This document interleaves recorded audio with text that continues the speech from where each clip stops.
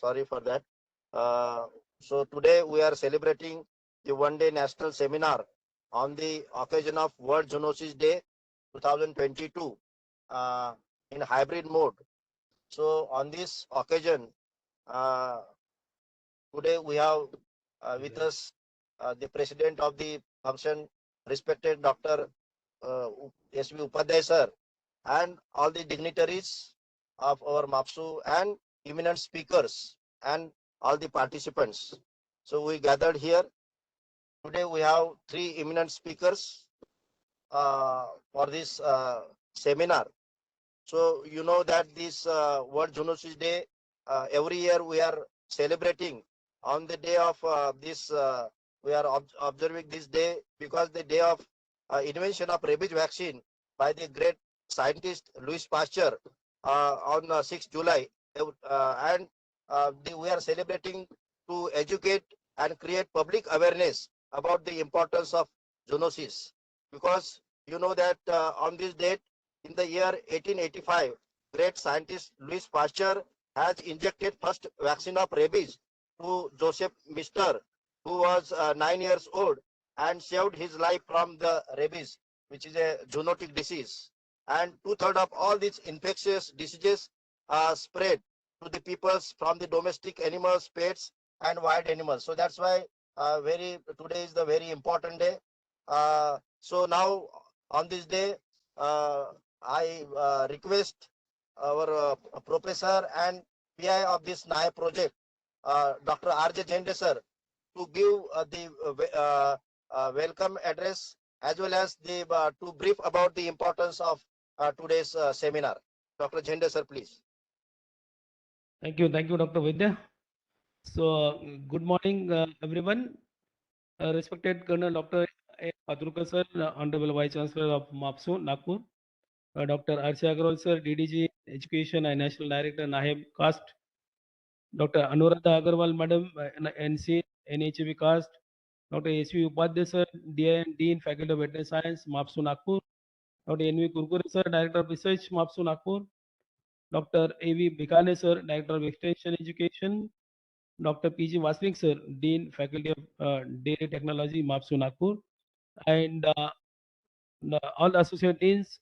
Our associate dean, Dr. A. Narane sir, Project Implementing Officer and Associate Dean of Computer College, all my organizing team of NAHEB, and all the staff members, students, and participants. So, as mentioned by Dr. Vaidya, this day is a very important day. On the same day, the first vaccination was done by the Louis Pasteur in 1885 against the rabies, that is a deadly zoonotic disease. As you know that in this agricultural practices and the livestock farming, the import and the export of the live animals happens. Infection during the veterinary treatment, animal-based research, working in the slaughterhouses, tanneries, and the wool factories, deforestation and urban expansion, travel and tourism, climate change. These all are factors which mainly contributes to the occurrence of the zoonotic disease in human as well as in animal populations. And we all are experienced last since 2.5 years with the outbreak of the COVID-19. It is supposed to be a zoonotic disease and cause a pandemic across the globe, posing the severe challenge to the human as well as in animal. It was not a deadly disease in animal population, but in human there are we have experienced the and we have lost our near and dears in the last 2 years. So that is why there are certain research programs are carried out at human sites also and in animals research centers also, like in IVRI Bareilly, then National Institute of High Security Animal Disease Laboratories Bhopal, then NRC, the equines. So these are the veterinary institutes also. They are mainly involved in this diagnosis of COVID-19 cases in human beings.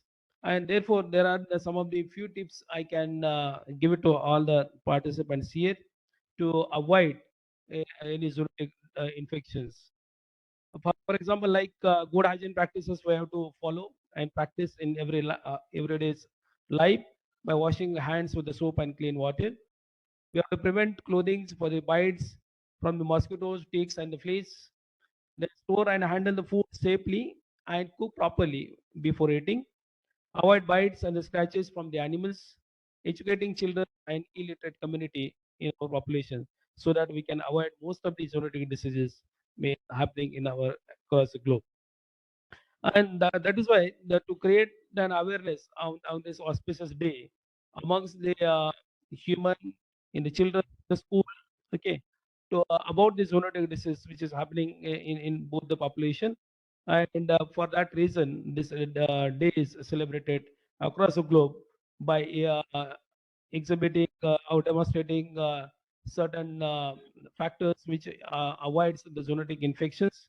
Also we can take a rally, we can also publish some of the leaflet pamphlets so that we can give some brief information about how these zoonotic diseases can be prevented in human as well as animal population. So with this, we have invited today, there are three speakers are there. Uh, Dr.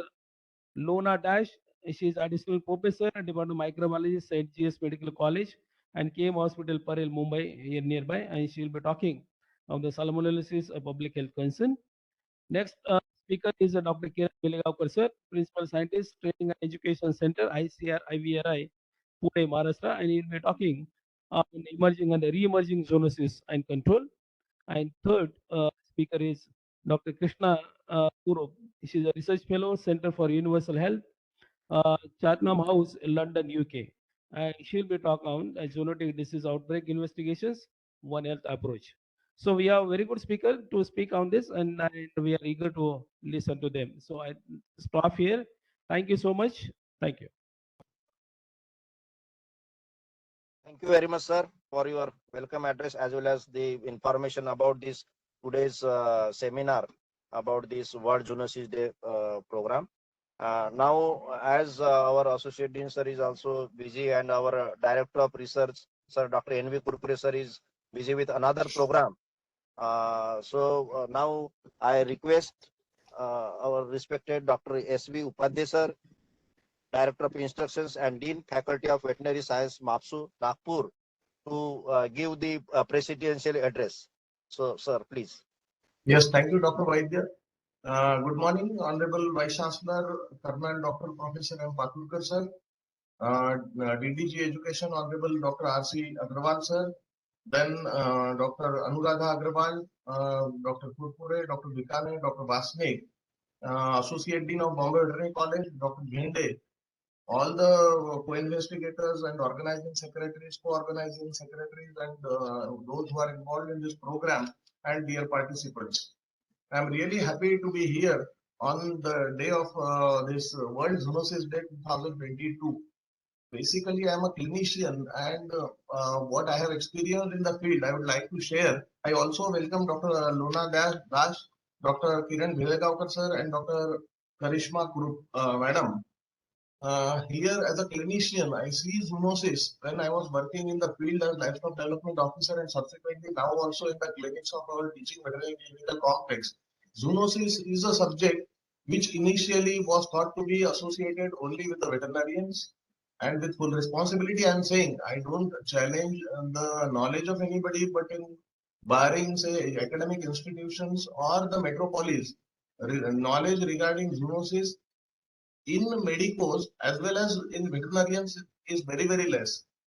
I remember one disease, that is rabies, and even in rabies, when cases comes to our TBCC, even the human patient comes and they tells us that, sir, my daughter or my son is bitten by the dog, maybe a pet dog or a stray dog, and what to do next. So I used to tell them that I am a veterinarian, so I am concerned with your dog. So I can tell you whether your dog, what to do with your dog, but basically what to do or what is to be done by you or your daughter or a son is a purview of medico. But then these are the WHO guidelines, and as per WHO guidelines, you have to follow these things and you consult your medical practitioner. Even I have seen that medical practitioners also send the person to the veterinarian for asking what to do. Here, I'm not saying anything that veterinarian knows much better than medicos. No, nothing like that. But awareness regarding, it was presumed that rabies is a disease of animals and humans have nothing to do. Now we have come up and now we have started realizing that rabies is equally important for human beings as well as say medicos. Similarly, there are few other diseases. A lot of diseases are there which have a zoonotic importance, and now awareness is increasing day by day. And thanks to the activities like World Zoonosis Day, I'm very happy that medicos and veterinarians are coming together to remove this say constraint in diagnosing these very important zoonotic diseases which were not at all concerned or thought of. The seriousness of zoonosis was not that much.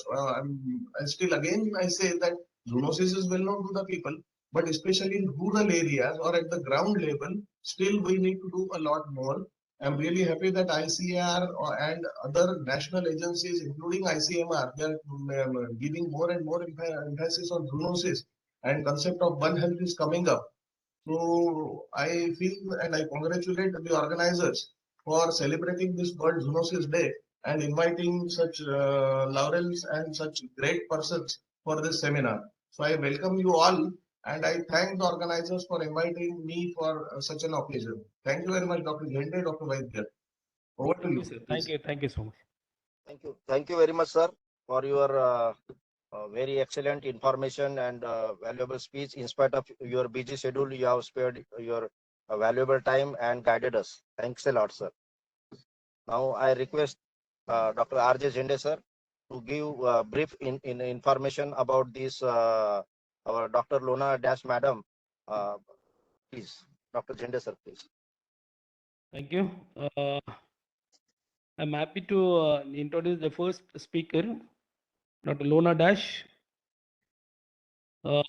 She is additional professor in the Department of Microbiology, St. GS Medical College and KM Hospital, Mumbai. Uh, she is actively involved in various activities done through the KM Hospital and the GS Medical College. She is a joint secretary of the Hospital Inspection Society, Mumbai Forum. Then also the member of the KMHIC, the reviewer for the various national and international journals, organizer for the CMEs and the workshops, which are mainly commonly conducted in the KM Hospital and in which the veterinary college actively participated in that. Executive committee member in inspirational committees, ethical committees of KM Hospital. She has published several peer-reviewed articles, research articles in national and international journals. She has a teaching experience of about 25 years in UG and 15 years experience in the PG microbiology teaching. Her interest is mainly the hospital inspection control, antimicrobial resistance, diarrheal diseases, salmonella infection, and fungal infection. So with her expertise, so we have invited her to deliver the talk on the salmonellosis, a public health concern. So I invite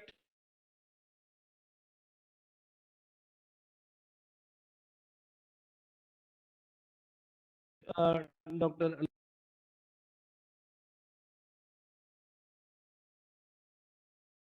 Lona Dash, madam, we can continue. Probably he Thank you. has some issue. Yes, Yeah, yes. continue, please. Thank you to the organizers, to Dr. Vaidya, to Dr. Ravindra Zende for this wonderful opportunity to speak at this August forum. And I actually have met Dr.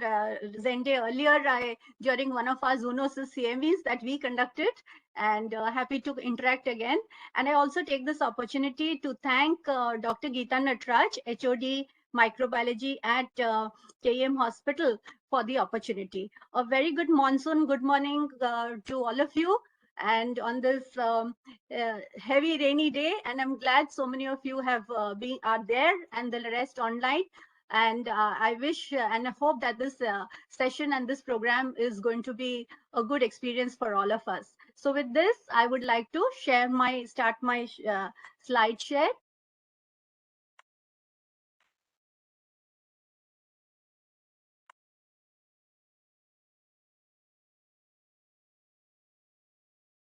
So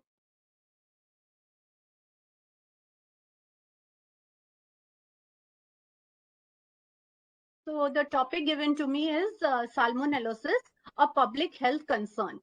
And on this occasion of World Zoonosis Day 2022, where the theme is understanding zoonotic pathogens and how to control their spread, I will take you through a few of the important aspects of salmonellosis. During this, I'll be talking about the history of the naming of salmonella. Why is salmonella a public health problem? The epidemiology, a little about the organism, its transmission, salmonellosis in humans, salmonellosis in animals, and treatment and prevention and control thereof. Salmonella was first discovered by an American bacteriologist, D.E. Salmon, in 1884. The organism was first isolated from porcine intestine. Up to 80% of salmonellosis cases are not recognized as part of any known outbreak and are considered sporadic, and some go undiagnosed. However, I will soon demarcate some importance and of this in the public health forum. Regarding Dr. Salmon, he was the president of the American Public Health Association, a very well-known veterinarian, and the American Veterinary Medical Association president, and was a member of many of the foreign and American scientific bodies. Why is salmonella a public health problem? As we know that salmonella is the causative agent. This bacteria causes two very important syndromes for the humans and are also very important pathogens in some animals. In humans, these pathogens, salmonella, are known to cause enteric fever, by which we know commonly as typhoid fever. And also the salmonella, another group of salmonella, which are mostly zoonotic in origin, they are the cause of foodborne diseases. Now, these diseases lead to high morbidity and mortality in humans if undiagnosed, especially enteric fever. And the global burden of diarrhea due to these foodborne diseases involves about 3 to 5 billion cases and nearly 1.5 million deaths annually. Therefore, it is a very big matter of concern. And these cases, they are mainly seen in young children who die due to diarrheal diseases caused by contaminated water and food. The annual burden of foodborne diseases in the WHO Southeast Asia region includes more than 150 million illnesses and 175,000 deaths. Large numbers and a review of recorded foodborne disease outbreaks in India from 1980 to 2016 shows Staphylococcus aureus, Vibrio cholerae, Salmonella, E. coli, Yersinia, and some virus known as Norwalk virus as some of the most important pathogens responsible for foodborne illnesses. Salmonella, as analyzed by NCDC, our National Center for Disease Control, is the most common cause of foodborne illnesses. And WHO estimates that it is 1 out of 4 global causes of diarrheal diseases. So the burden on salmonella as a pathogen is very high.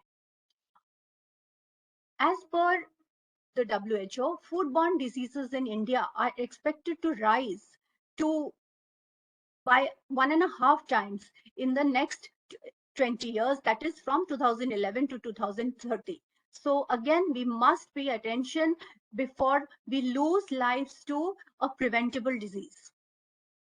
As we can see here, that the salmonella in beef, poultry, eggs, and dairy products, which are commonly consumed, these are one of the main causes of foodborne illnesses and diarrheas. And it is considered the Salmonella typhi, as well as the non-typhoidal Salmonella, are important causes which are incriminated in human disease and some of them in animal disease. Just to bring to your attention a few of articles while going through, we see that what was seen in 2013 as a human threat, as a continuous threat, continues to be a threat even now in 2022. And recently there has been a huge multi-country outbreak of Salmonella typhimurium due to chocolate products in Europe, and a few cases, probably 1 or so cases in the United States. So foodborne illnesses and salmonella infections are very much present, relevant in the current circumstances. Talking about the prevalence of enteric fever or typhoid fever as we commonly know it, an estimated national incidence of typhoid fever in India was 360 cases per 1 lakh person years, with an annual estimate of 4.5 million cases and 8,000 to 9,000 deaths, assuming a 0.2% case fatality. Basically, the authors have recently conducted a study which they have published in the Journal of Infectious Diseases, Cow et al., and some authors like Gagandeep Kang from India, who have found that there's a large burden of typhoid fever in India with substantial heterogeneity across the country and higher burden seen in the urban centers. We have already heard our eminent dignitaries and Dr. Zende speak about the One Health.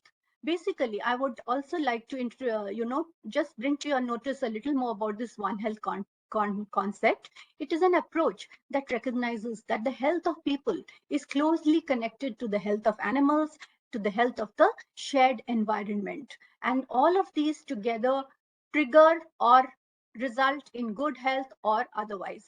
Therefore, one must now coordinate, communicate, and collaborate among all the scientists in all three spheres in order to reduce the burden of disease in humans and in animals. The One Health approach can prevent outbreaks of zoonotic disease, both in animals and in people.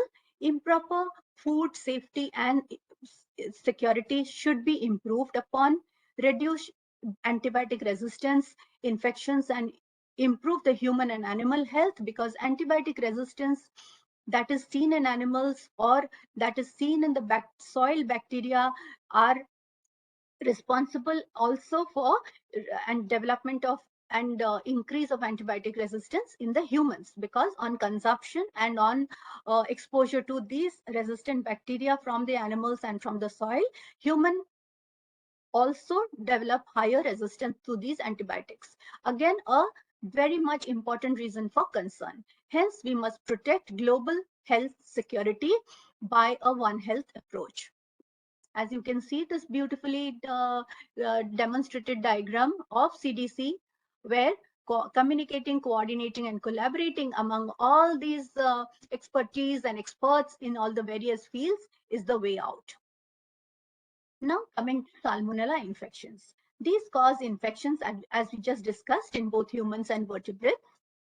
And here we can see that the Salmonella organism, which is basically a tiny bacterium of the microbial family, it is the Salmonella.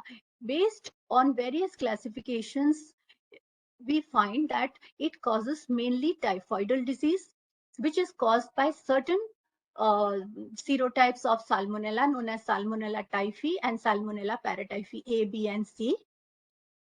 There is another different set of serotypes which cause the non-typhoidal Salmonella, and these are known as the non-typhoidal Salmonella, and they cause gastroenteritis and food poisoning in the humans. And they also infect the animals. They are majorly and more often a cause of zoonotic transmission from animals to humans, and they cause infection and symptoms in animals as well, which we are going to see. Also, some of these Salmonella cause septicemias. Septicemias may be a result of gastroenteritis in a few cases, or it may not be preceded by gastroenteritis. And there is another phase or state called the carrier state, where the patient may have already suffered and is convalescing from an infection, or has had an infection in the past but is still carrying the organism and shedding it in the feces, and this is known as the carrier state. So these are the three things along with the carrier state that we humans suffer from. A little more in detail, the typhoidal serovars, they cause the enteric fever caused by Salmonella typhi and Salmonella paratyphi AB mostly, and these are systemic in nature. This is a systemic infection with a long incubation period and subacute. Mostly it takes a little time to develop the infection. It goes on for a long duration, and the symptoms are very importantly fever, generalized pain, along with changes in the bowel movement, like it can be either constipation or diarrhea, and a few more features which I will show you later. However, in the gastroenteritis, which are caused by the non-typhoidal serovars, these are more localized to the GI tract most often, and they have a short incubation period of even 24 hours or less, have a brief duration, and then they subside. And the symptoms include diarrhea and nausea, vomiting. The burden of disease caused by salmonella is therefore invasive disease, which is enteric fever, non-typhoidal septicemia, which I just spoke about, or it can be gastroenteritis. Globally, gastroenteritis sees a large number of cases with more than 1 lakh deaths annually. Coming to enteric fever, how are we affected by the enteric fever? Enteric fever basically has been controlled to a large extent in developed countries. Why this is so? Because it is transmitted through poor sanitation and poor water supply. And since the developed countries took care of these facilities, it has decreased considerably in the developed countries. However, it is endemic in developing countries, especially in India and Southeast Asian countries. And it is mainly affects children or young adults 5 to 20 years of age. Earlier, Salmonella typhi was the commonest cause of enteric fever. However, there was a rise of Salmonella paratyphi A infection seen during the last decade. Humans are the only source of Salmonella typhi and paratyphi A and A, which are the causes of enteric fever. The disease is generally transmitted either from patients or in a large number of cases from carriers, because carriers do not know that they are shedding the disease. Hence, they are a very important unknown source of infection to the population. And the disease is spread through contaminated water and food, mainly water. Therefore, improvement in water quality through proper disinfection is very, very important. Food handlers can also spread the infection, and therefore this is again another thing of concern or matter of concern. And we all know about our cook Mary, who had transmitted to a lot of cases. This is a view of the geographical distribution, where we see that India has and Southeast Asia has the maximum number of cases in the population per year, and with lower numbers, and America has very few cases of typhoid. Now, a little more in detail about the organism before I discuss further. The Salmonella is the latest classification. Earlier, we were all knowing about the Kaufman-White scheme. However, the latest classification has superseded that. And as per the latest classification, there are two species, Salmonella enterica and Salmonella bongori. Salmonella bongori is not known to cause much human disease or clinical manifestations. So we will talk about Salmonella enterica. There are 6 subspecies in the Salmonella enterica, and the important subspecies is Salmonella enterica subspecies enterica, which includes the typhoidal salmonella that cause typhoid fever and paratyphoid fever. Typhoid fever being caused by Salmonella typhi and paratyphoid fever by Salmonella paratyphi A, and to sometimes B and C, very rarely. The non-typhoidal salmonella causes gastroenteritis in both humans and animals, and it is a self-limiting disease. That means it takes in about a few weeks, the infection reduces and the symptoms reduce. And this is mainly the non-invasive varieties caused by the typhimurium, by Salmonella enteritidis, and a few more. Some of these cases, about 8%, may lead to bacteremia or invasive disease, and the typhimurium is mostly responsible for it.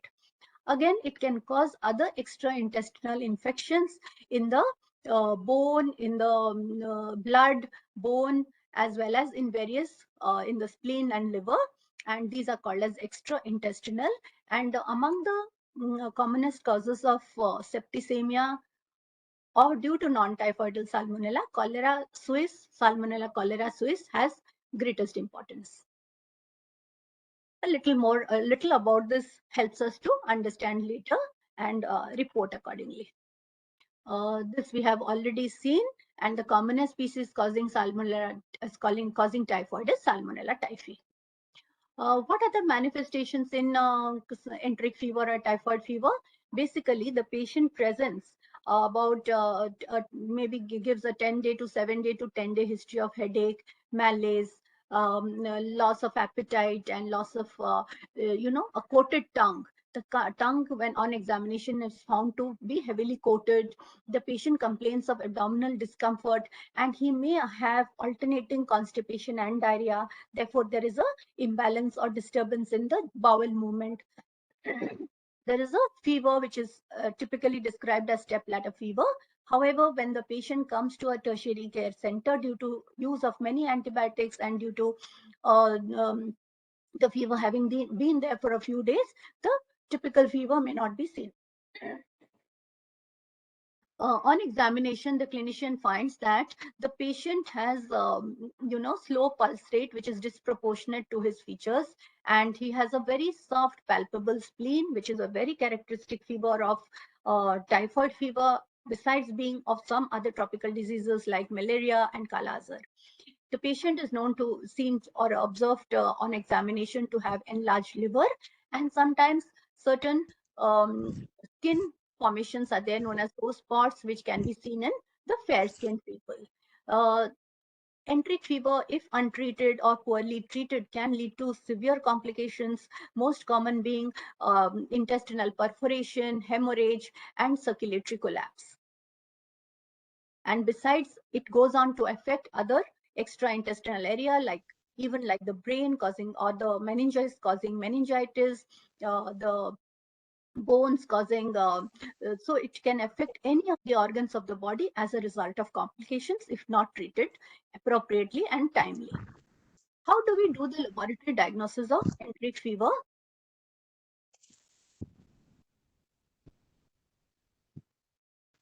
During the lab diagnosis of enteric fever, basically this is what we do in our labs.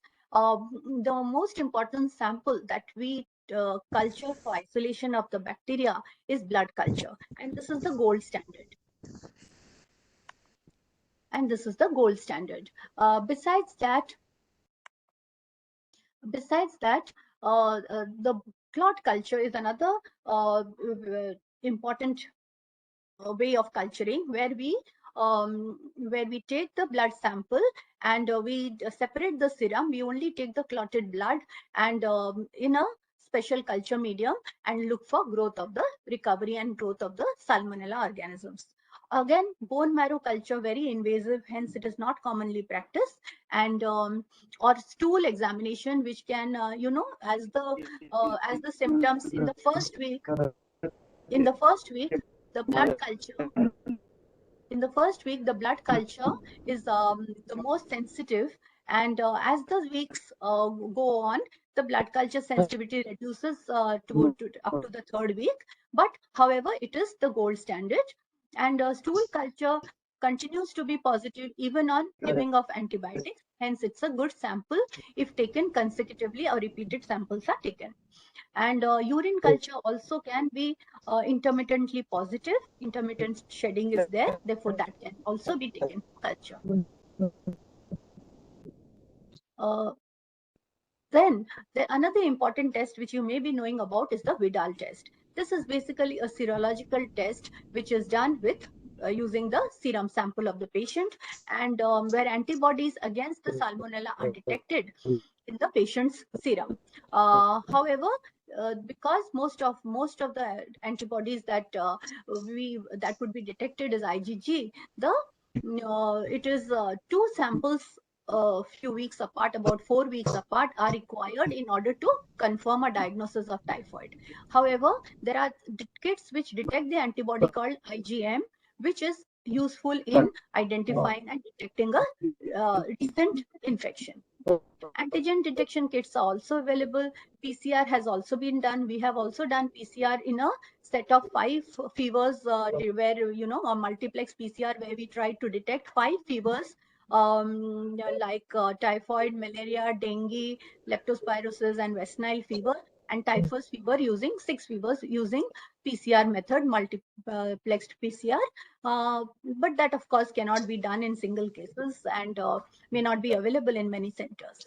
Then, as I told you, there are carriers. The carrier state is important in salmonella infection because in typhoid infection, because the person goes on excreting the salmonella without knowing about it, and he may spread it in the environment and to other people due to poor hygiene and poor sanitation. Therefore, to detect these, there are various methods: isolation from stool, the detection of the VI antigen, and sewer swab technique in order to identify the source in case of an outbreak, to identify from which sewage system it has come. We can do the sewer swab technique. These are there. Then there are other methods also to detect carriers.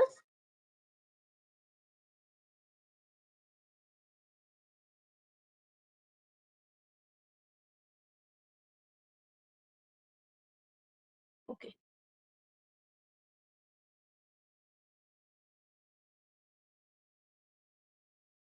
Coming to the treatment of enteric fever. It is well known that enteric fever, when it presents, especially in a patient who is having a high fever and headache and needs to be treated, antibiotics are to be given immediately along with other symptomatic treatment. Now, in antibiotics, earlier the drugs of choice used to be ampicillin, chloramphenicol, and cotramoxazole. However, when their use and repeated use led to development of resistance, and then the treatment of choice became the fluoroquinolones, especially ciprofloxacin. However, in the last decade, it was found that there were many reports of ciprofloxacin resistant salmonella, and it was very pertinent and important to find an alternative. Luckily, the third generation cephalosporin called ceftriaxone came to the rescue and has become the drug of choice since then, especially for uh, intraparenteral use to and in the acute phase of the disease. And therefore, it is very important to use our antibiotic judiciously in order that we may not be left always with the last resort. Prophylaxis, as we all know, some vaccines are available, and the injectable TAB vaccine or TAB vaccine is available, which now the paratyphy B has been removed from it because there were very few cases of enteric fever due to paratyphy B. That is injectable. Then there is the oral typhoral vaccine, which 3 doses have to be given. There is an injectable typhoid VI vaccine where a single dose is useful, and these are generally given to children more than 5 years in endemic areas. And in non-endemic areas, they can be given to adults as well. Those who are going to go to travel to an endemic area. And of course, use of these vaccines in food handlers has also been considered, because food handlers can are potential sources of transmission of salmonella. They are carriers or they have been infected recently. The immunity for these vaccines lasts about 2 to 3 years, followed by a booster dose, which needs to be given after that. This was all that I wanted to discuss regarding typhoidal salmonella. Now we come to the non-typhoidal salmonellosis. This is the same bacteria which I alluded to later. However, various different other serotypes are involved. Serovarts are involved out of the 2,500 salmonella serotypes that have been identified. The non-typhoidal salmonella, just to reiterate, refers to illnesses caused by all serotypes of salmonella except paratypes A, B, C, and typhi, salmonella typhi. How is it transmitted? These bacteria are carried in the, basically all salmonella are carried in the intestines of people and animals, and therefore they are passed in the feces, as we just discussed about typhoid. And the They are often spread through contaminated foods, especially the non-typhoidal salmonella bacteria. They are mainly seen to be spread through contaminated foods, with the common food sources implicated include raw and undercooked meat, including chicken, turkey, duck, beef, whale, and pork. And raw fruits or vegetables which have been contaminated with the fecal matter of animals can also transmit the infection if they are not properly washed or properly handled. Unpasteurized milk. Pasteurization kills salmonella. However, sometimes people consume unpasteurized milk either as a result of belief that it is more it carries more protein rather nutrients and other dairy products if they are not pasteurized, like ice cream, cheese, etc., and or ice cream prepared with unpasteurized milk, yogurt. All of these can effectively transmit the salmonella.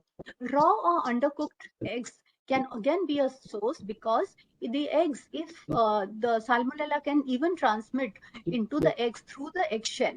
Therefore, if the eggs are lying in contaminated area, in the contaminated soil, or fecal matter, are exposed to fecal matter of the contaminated chicken or fowl or poultry, then also it can be a very important cause of salmonella. And we have seen that many people also, due to health beliefs, certain health beliefs, they consume raw eggs directly, and of course that can be a source of salmonella infection.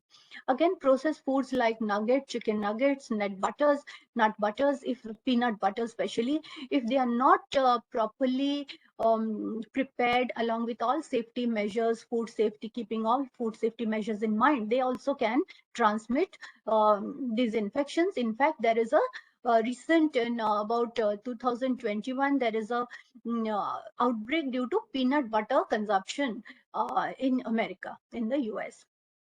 We can also get salmonella directly through poor hand washing, and therefore, when babies are being tended to after after that they're passing the motion, then it should be handled carefully. The diapers should be handled carefully, and if you have come in contact with animals or pet animals prior to that, then you must wash your hands properly before tending to the baby.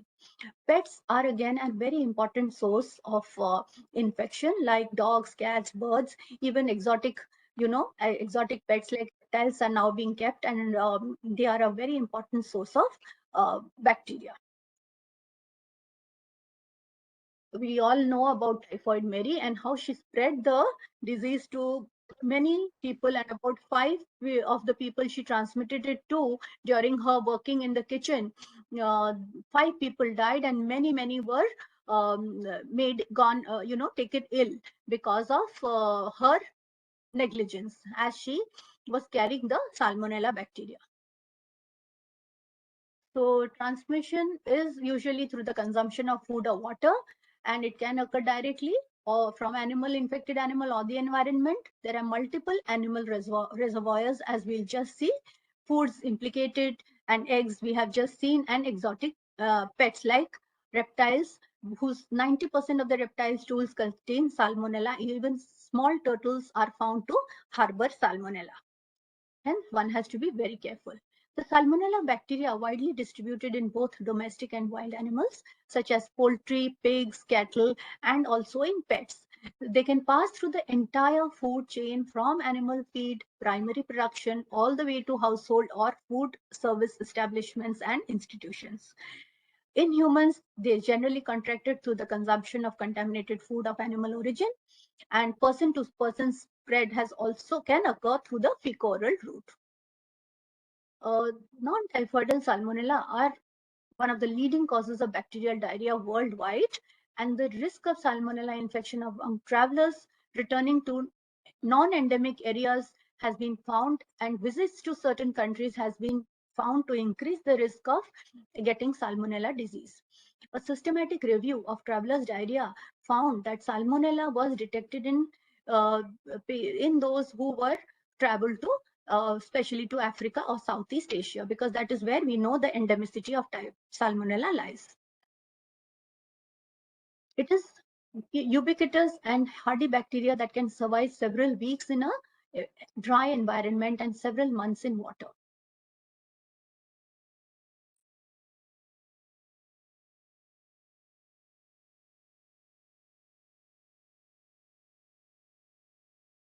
And while all serotypes can cause disease in humans, a few are host specific and can reside in only one or a few animal species. For example, Salmonella enterica serotype Dublin in cattle and Cholera suis in pigs. When these particular serovarts, when these particular serovarts cause disease in humans, it is often invasive and life-threatening. Therefore, it has to be the animal of origin is also very important to be traced. Most serotypes are present in a wide range of hosts, and typically these cause gastroenteritis, which is milder and uncomplicated and do not need treatment. But disease can be severe in the young, in the elderly, and in the immunocompromised patients. Therefore, these groups have to be more careful.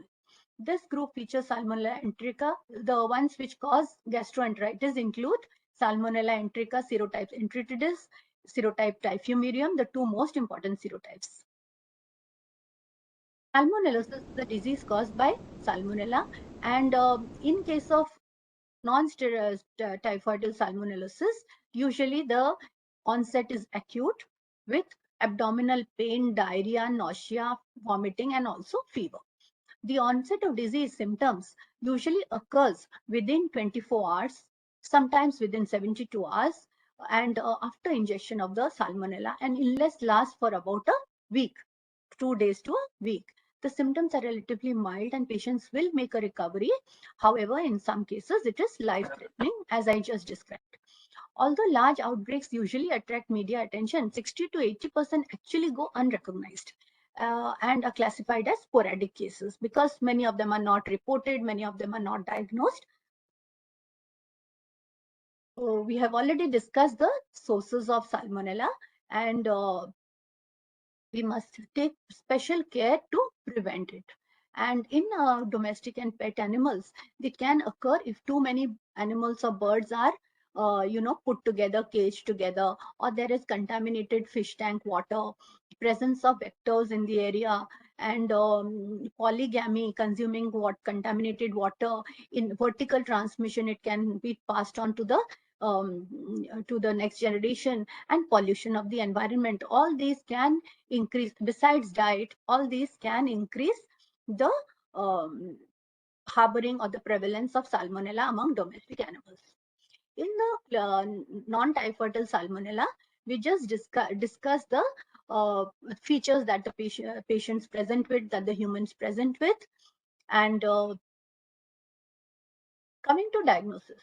Stool culture is again the most important method of diagnosis. 90% of isolates are obtained from stool culture.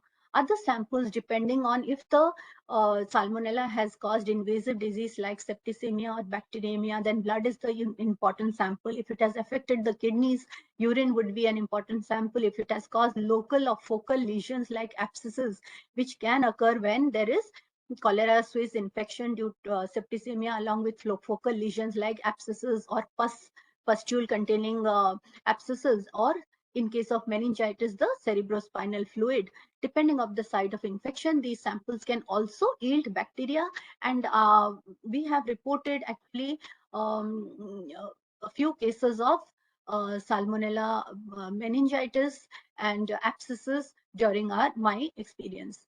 Although culture independent diagnostic tests are used increasingly, doing the antimicrobial susceptibility testing, because there is increasing antimicrobial resistance, it is important to do the culture. Hence, along with other culture independent diagnostic tests, culture should also be done to identify, to diagnose, to do the serotyping of the organism, and to conduct the antimicrobial susceptibility test. And it is a notifiable disease. Coming to treatment. In case of non-typhoidal salmonellosis, which is gastroenteritis or food poisoning, this gastroenteritis, it should be leading to diarrhea, vomiting, and fever and abdominal cramps. It should ideally be treated with electrolyte replacement and fluid replacement, giving oral rehydration therapy or rehydration therapy. Antibiotics are routinely not recommended for mild or moderate cases in healthy individuals. This is because antimicrobials may not completely eliminate the bacteria from the gut. However, they will give rise to pressure selection and give rise to resistant development of resistant strains or the proliferation of resistant strains. However, certain risk groups like the infants, elderly, and immunocompromised, in which the salmonella can lead to invasive disease, these patients should receive antimicrobial therapy. Antimicrobials are also administered if the infection spreads from the intestine to and invades other body parts, like I told you, the meninges or the spleen or the bones, leading to osteomyelitis, meningitis, etc. Because of the global increase of antimicrobial resistance, treatment guidelines should be reviewed on a regular basis, taking into account the local prevalence and the local data.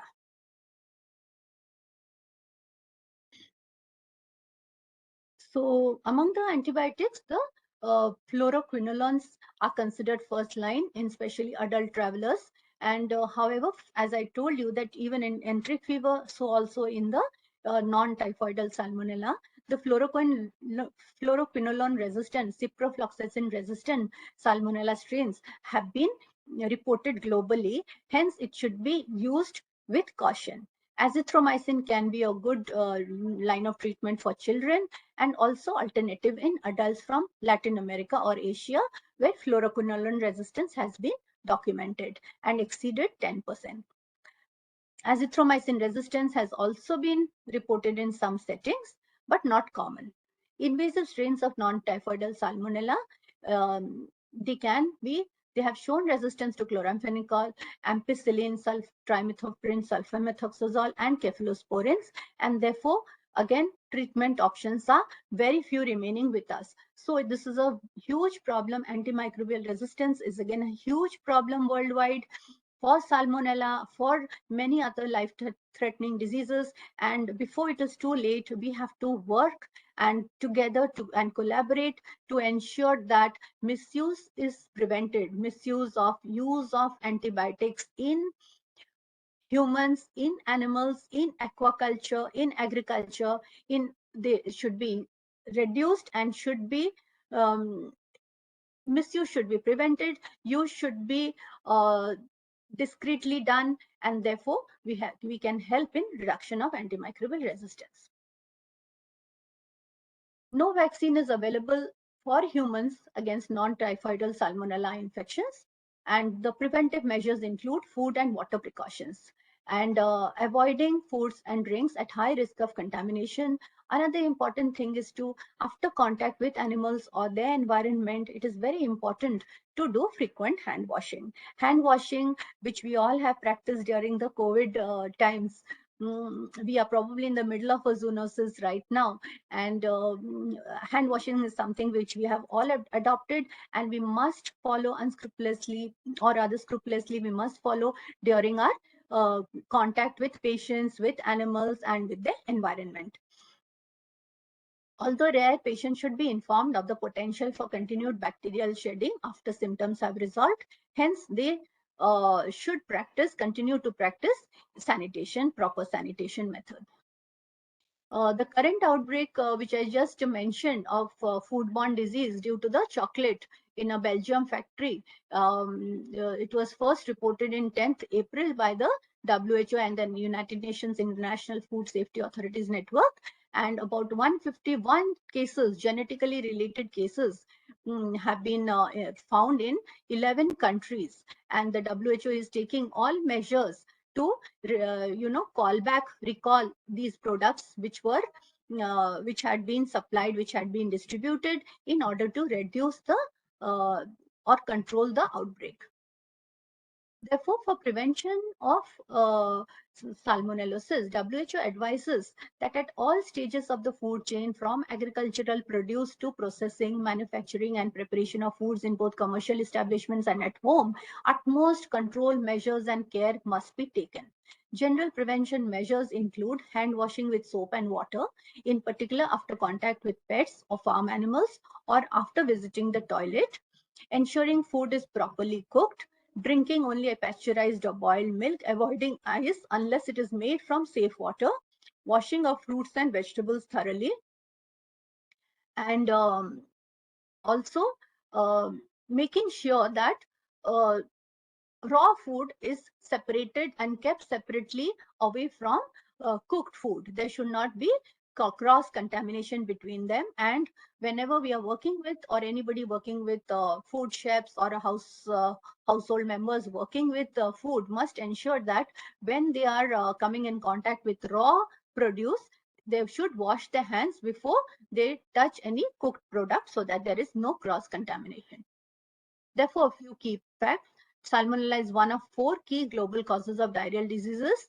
Most cases of non-typhoidal salmonellosis are mild. However, it can be life-threatening in children, elderly, and in immunocompromised. So it depends upon the host and the serotype of the salmonella, as I have just described earlier. Antimicrobial resistance is a global public health concern, and salmonella is one of the organisms in which resistant serotypes have emerged, thereby affecting the food chain. Basic food hygiene practices such as cook thoroughly, do not touch simultaneously raw and cooked food, use all hand hygiene techniques are very, very important for preventing against salmonellosis.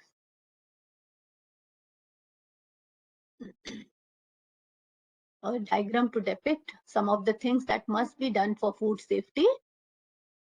And again, it is important that while traveling from a non-endemic to an endemic area, certain guidelines need to be followed, and raw food should not be consumed, raw milk should not be consumed, and washing of hands and vegetables and salads before consumption.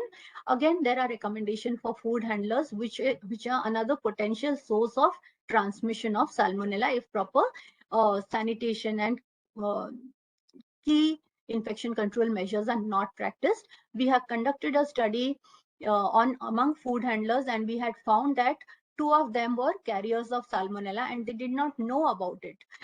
So if these people, which we have published in an international journal, and if these chefs or food handlers do not practice proper hygiene methods while handling the food, they can be a potential source of infection to the clients or the customers. So both professional and domestic food handlers should be vigilant while preparing food and should observe hygienic rules. Professional, very important to note is that professional food handlers who suffer from fever, diarrhea, vomiting, or visible infected skin lesions should report to the employer immediately and should not report to work. The WHO 5 keys to safer food include keep clean, separate raw and cooked, cook thoroughly, keep food at the safe temperatures, do not cool and thaw and freeze and heat repeatedly, use safe water and raw materials. Again, for vegetables, very important to wash them thoroughly, and do not irrigate the agricultural areas with untreated soiled water. It should be treated soiled water if at all it is used, and keep harvest and storage equipment clean and dry. For public health, aquaculture, practice good personal hygiene, clean the pond, safe site, manage the water quality, as I just showed you that it can be a cause of transmission. Keep the fish healthy, use clean harvest equipment and containers. And while we are many children and adults are fond of animals, we must practice a little caution, especially if they are not healthy or they are potential carriers. Here's a list of salmonella outbreaks in the European countries causing diarrheal disease. And as you will see here, that it is so many countries have been affected from time to time. So this is data from 2015 onwards, and various foods, cheese, agricultural products, eggs have been and infant formula. So many of these have been implicated, and with leading to infection or transmission of infection to large number of cases. And here you have the salmonella of different serotypes which cause the disease. Asymptomatic, coming to salmonella in animals, as we know, it is related to animal husbandry, and reservoirs are found in wild as well as domestic animals, and Some salmonella are geographically limited, and eradication programs, especially in certain countries like Sweden, have effectively removed them from, from being reservoirs. So that is something which is possible, is what we need to remember and work towards. Asymptomatic infections are common among animals, with about 1 to 3% being carriers, and clinical disease asymptomatic infections, approximately about 1 to 3 in domestic animals can be carriers, but the prevalence can be much higher in some species. Among animals, clinical disease most common in the young, pregnant, and lactating animals, and usually occurs as a result of stress, etc.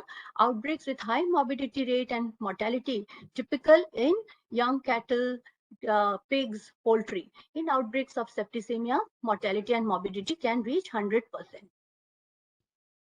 The carrier state can be reached, and most reptiles will carry this and pass them in the stool.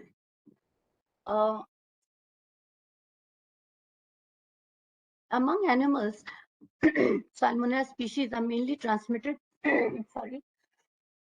by the fecal route. They are carried asymptomatically in the intestine or gallbladder and shed continuously or intermittently, and they can also be transmitted from mother to child by vertical transmission, and especially among the birds, and can be transmitted in utero in mammals too. And animals get infected from contaminated feed, drinking water, or close contact with the infected animal. And birds and rodents can spread the salmonella to livestock. Therefore, it must be,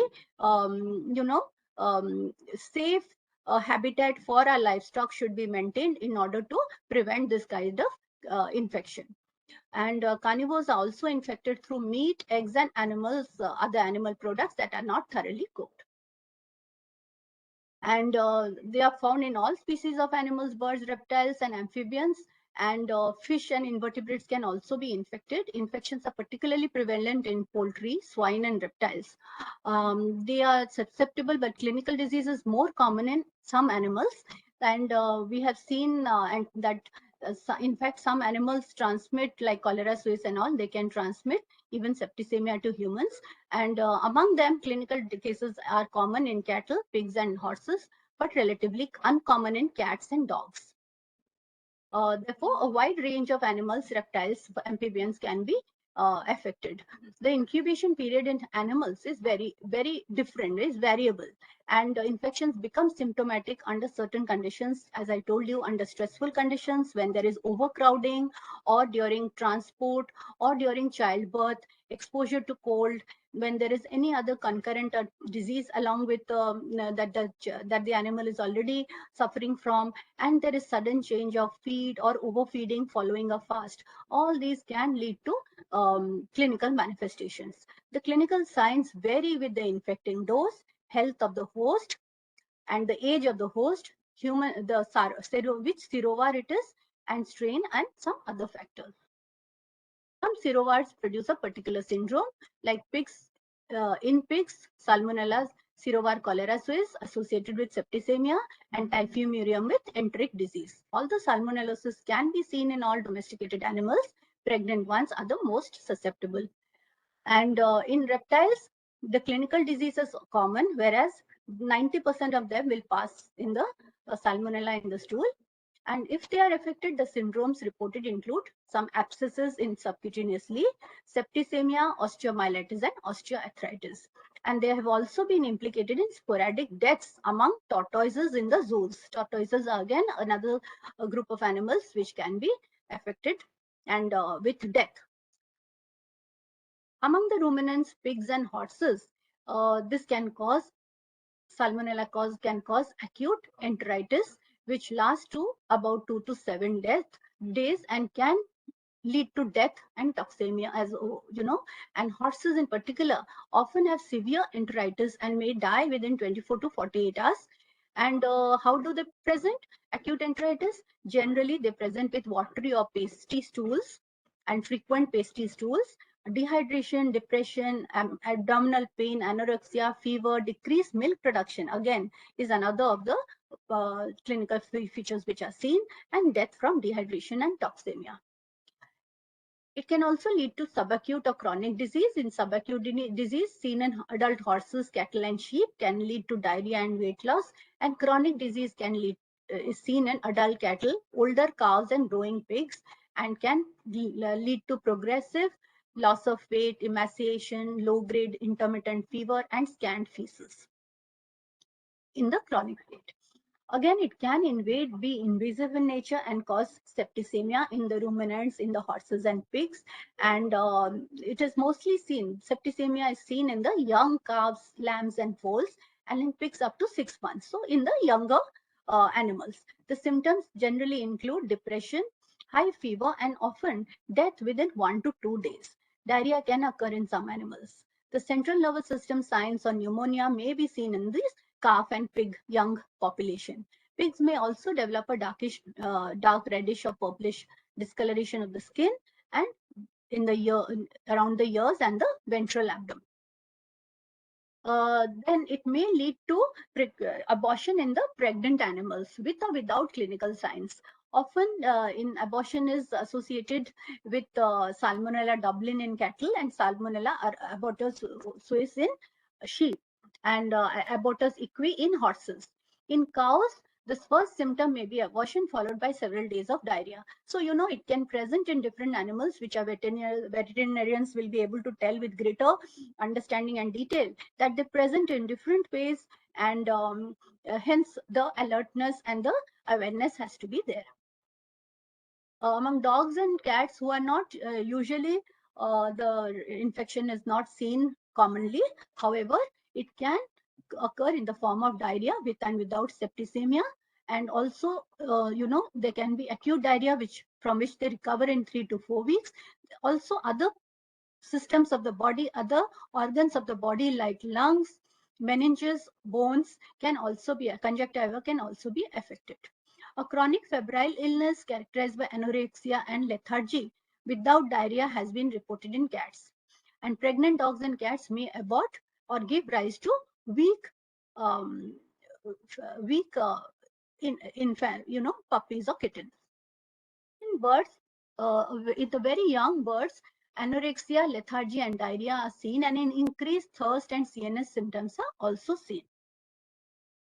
Diagnosis in animals can be confirmed by, similar to humans, where we take the stool sample, we take the blood culture. Rather, the blood culture is done especially in case of enteric fever, and in stool is done in case of non-typhoidal salmonellosis. Similarly, in animals, the stool and blood culture can be done. And if there has been an abortion, then the products of abortion, like the placenta and the vaginal exudate and the fetal stomach, can also be taken for culture.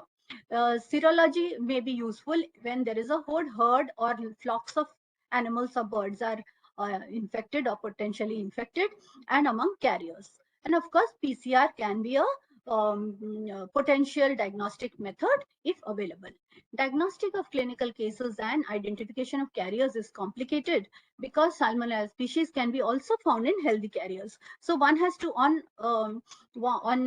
detecting the organism from the stool and recovering it, one has to keep in mind that the clinical features also should be taken into account when diagnosing a case. Treatment, even in animals, the important part of treatment is fluid replacement and correction of the electrolyte balance. And giving the, if there is signs of endotoxemia, then giving the non-steroidal anti-inflammatory drugs are going to be useful. When to recommend antibiotics? They are generally not recommended for, not recommended if there is enteric disease. And because it can affect the intestinal flora and replace the sensitive, susceptible flora with resistant flora or resistant strains. Therefore, it should be restricted and not given commonly in enteric disease. However, if there is septicemic salmonellosis, then it can be treated with antibiotics, including ampicillin, amoxicillin, cotramoxazole, third generation cephalosporins like ceftriaxone, chloramphenicol, and fluoroquinolones. However, this should be based ideally on the susceptibility report. And antibiotics can favor the persistence of salmonella in the intestine even after recovery and its continued excretion. Therefore, it should be used with caution. Antibodies to Salmonella lipopolysaccharide, which is the endotoxin, can be used or tried in some cases. Prevention in animals, just to go through it, the risk of to decrease the risk of Salmonella, food practices, food safety practices, and prevention of transmission should be done by all these methods.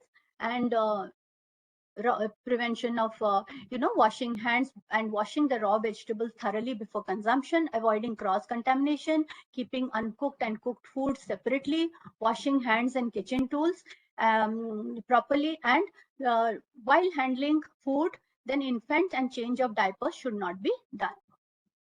Prevention in humans, through whenever there is animal contact, wash hands after contact. If immunocompromised, avoid contact with reptiles and young chicks and poultry and ducklings. Reptiles should not be allowed to roam about freely in the home if they are kept as exotic pets, and especially children under 10 years of age are very susceptible, and they should not be coming in contact with them. Wash hands, cages, and surfaces. Change clothes, and there are no human vaccines to prevent zoonoses and foodborne illnesses, and therefore it should be handled carefully. In animals, there are a few things which must be kept in mind, because this is the theme of this year's World Zoonosis Day about prevention. It is very important to remember that the risk of introducing salmonellosis into a herd or flock can be decreased by buying animals or eggs from known salmonella-free quality sources and isolating newly acquired animals and practicing all-in and all-out herd or flock management where appropriate. Rodent control, as I told you, that the habitat of these animals should be safe from rodent infestation. Feed and water sources should be salmonella free. During a herd outbreak, carrier animals should be immediately identified as early as possible and either isolated and treated or culled. Treated animals must be retested several times to ensure that they no longer carry the salmonella. Fecal contamination of feed and water supplies should be prevented, and contaminated buildings and equipment should be cleaned and disinfected and decontaminated prior to use, and the contaminated material should be disposed of in the proper way, using all as per the rules. How to prevent clinical disease in animals? By good hygiene, minimizing stressful events, providing colostrum to the young animals, which contains a lot of antibodies from the mother. Then vaccines are available for some serovars such as Salmonella Dublin, Salmonella typhimurium, Abortus equi, and Cholera suis in some countries, and they should be given to the appropriate animals. Vaccination can reduce the level of colonization and shedding of salmonella into the environment as well as clinical disease. Therefore, it would be very useful as it reduces colonization and shedding. All reptiles, it must be remembered, are a potential source. However, do not treat the reptiles with antibiotics to eliminate salmonella. It will not be effective. And it may help in the development of antibiotic resistant strains, so it should be totally avoided. This is the chocolate that has been recalled back, and just to recapitulate that the possible routes of transmission of salmonellosis from poultry could be through various ways, as we can see: droppings, litter, feed, through the eggs, through via the rodents, through wild birds who come in contact with them, livestock who come in contact with the infected secretions or excretions, and in the vehicles, in the air, and therefore these must be cleaned thoroughly. So with this, I again re-emphasize the importance of washing hands. And as we know, a clean India along with the safe food practices will lead to healthy lives. With this, I thank you all for a patient listening, and thank you all.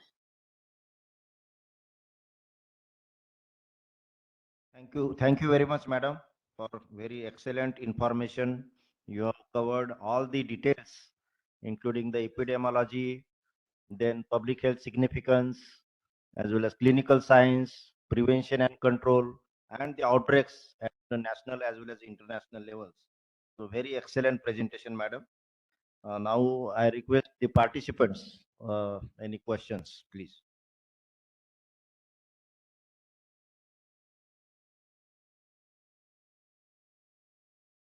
Uh, may I ask, Yes, Dr. yes, Vikas, yes, sir. Please continue. Dr. Lona, am I audible to you, ma'am? Hello?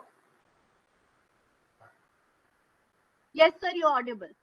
Yeah, it was a nice presentation, and really it is highly informative for us as you are working, you are from the medical field. I would like to know, you are, I think you are getting the cases of salmonella in the GS Medical. Is it true? Yes, sir, we recover it.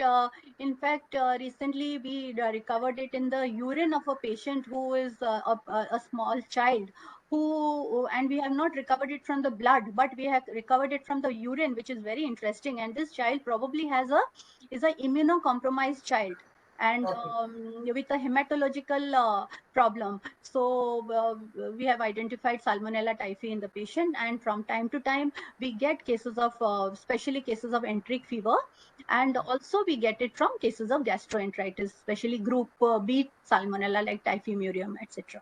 Right, right. And especially nowadays, these multi-drug resistant salmonella, they make a very huge problem.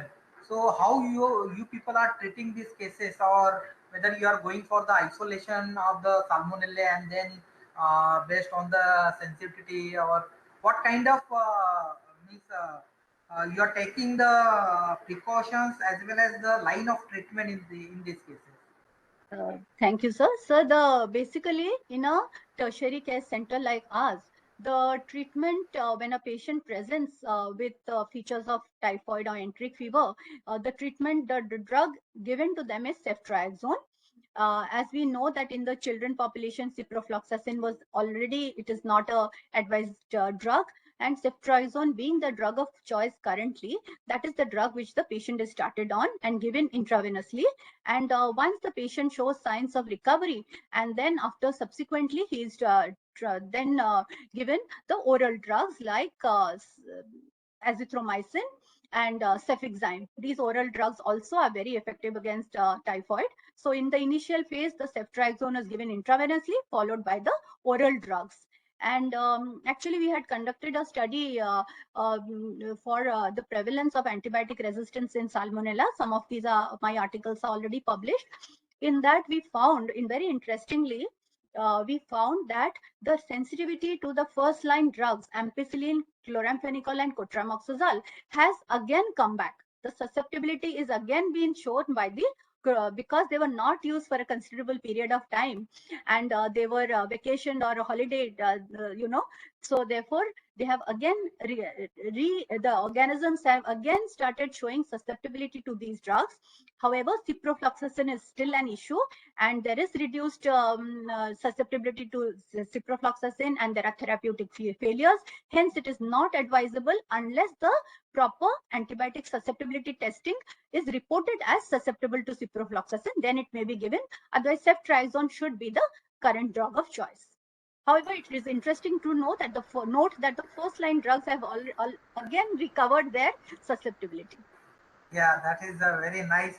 Actually, I am working on the AMR, and I have also found such type of characteristics Yes, that yeah, these bacteria are losing their if they are not exposed to the drugs, they are losing their characteristic, and they again sensitive to the this kind of drugs. It's a nice information. Thank you, madam. Thank you very much. so where are you working? I'm in IVR, Indian Veterinary Research Institute. I'm Thank you, principal sir. scientist there. Thank you, sir. Very nice to know. Any questions? Thank you so much, madam. Really, it was a great information and latest information you have given from both the side, the human side and also from the animal side also. And that is what, madam, our honorable Dr. Upadhyay sir is also mentioned in his speech. that we have to work together, veterinarians and medicos, in closely, so that we can prevent most of the zoonosis in the human as well as in the animal population. Very true, This sir. department, madam, and also our Department of Microbiology in Veterinary College, Dr. Sherikar madam, now Dr. Patil madam is there. She's HOD.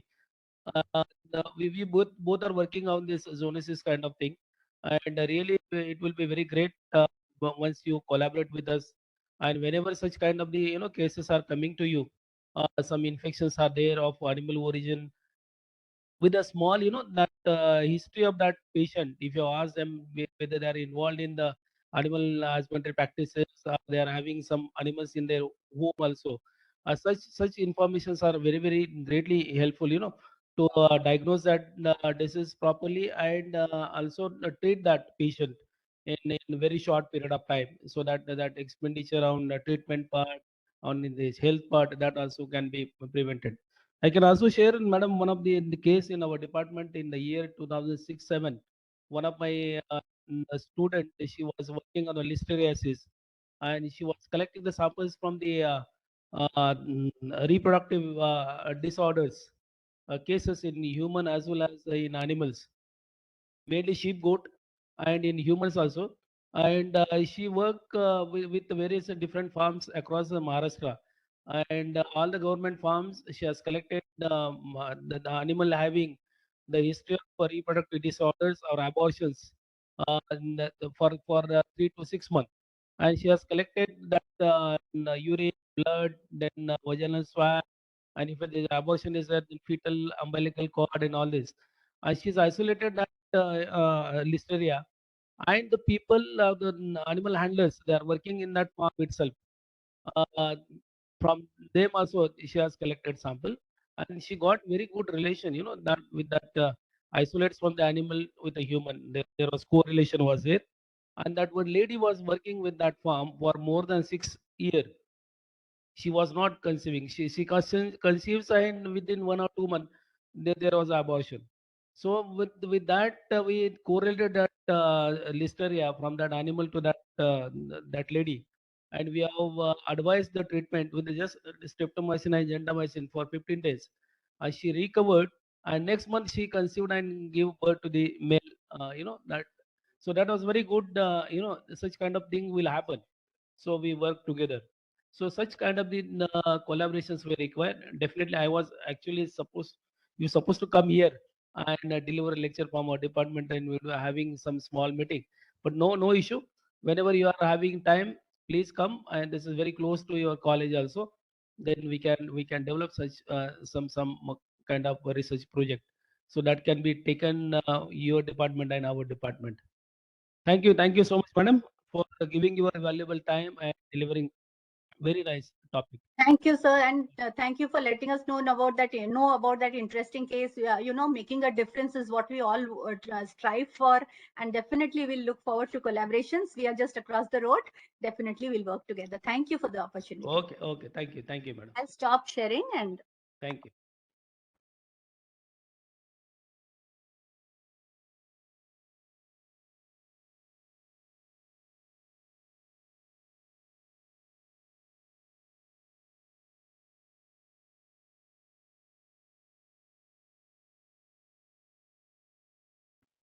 Acha, may I know Dr. Krishna is there? Karishma Kurup. Are you there? Yes, I'm here. Yeah. Okay, thank you. So, madam, there is some little change in the schedule. Dr. Bilegaugar sir is on the way. He is coming all the way from the Pune, and he is reached in Mumbai 9:30, but he has not yet reached to the department. Okay, there is heavy traffic in the Mumbai because of the heavy rain. So he will be expected within 10-15 minutes. So we can uh, shift your talk now. So I invite next speaker, that is Dr. Krishna Karishma Krishna Kurup. She is a research fellow, the Center for the Universal Health, London, UK, and she will be talking on Zoonotic disease outbreak investigations, One Health approach. So I asked Dr. Vaidya to introduce Dr. Karishma, madam. Thank you, sir. Uh, Dr. Karishma Krishna Kurup is working as a research fellow in Center for Universal Health and working on health security and One Health. Her work expertise lies in infectious diseases, health systems, health technology assessment, and disaster management. She has worked in various positions of increasing responsibility across India in government and private institutions. Karishma has mentored and trained students in epidemiology, basic research methodology, outbreak investigations, evaluation of surveillance systems, and government programs. In 2018, she was the medical lead for the MSF rapid response to floods in Kerala. Karishma has led and coordinated the rapid response to many outbreak investigations in India. She is a medical doctor with a master's degree in epidemiology and health systems from the National Institute of Epidemiology, Indian Council of Medical Research, and a diploma in tropical and humanitarian medicine from the Royal College of uh, Physicians, London. So, and now presently she is working as a research fellow. So now I I am happy to invite Dr. Karishma Kurup, madam.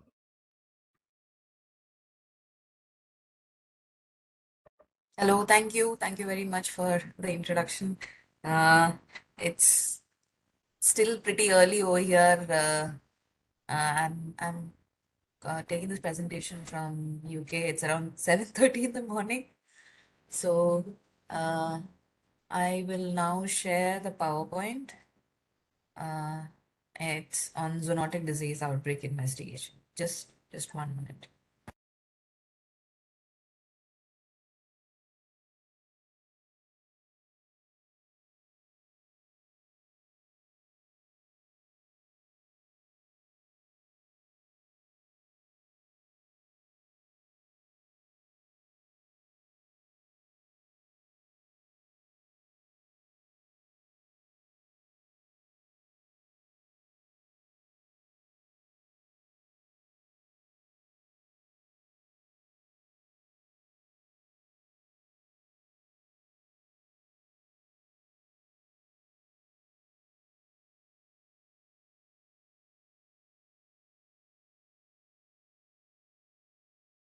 Is the slideshow visible?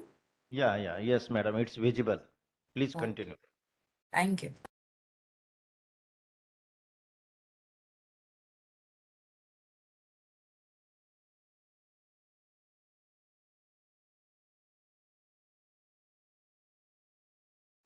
I'm sorry, I was on mute. Sorry for the technological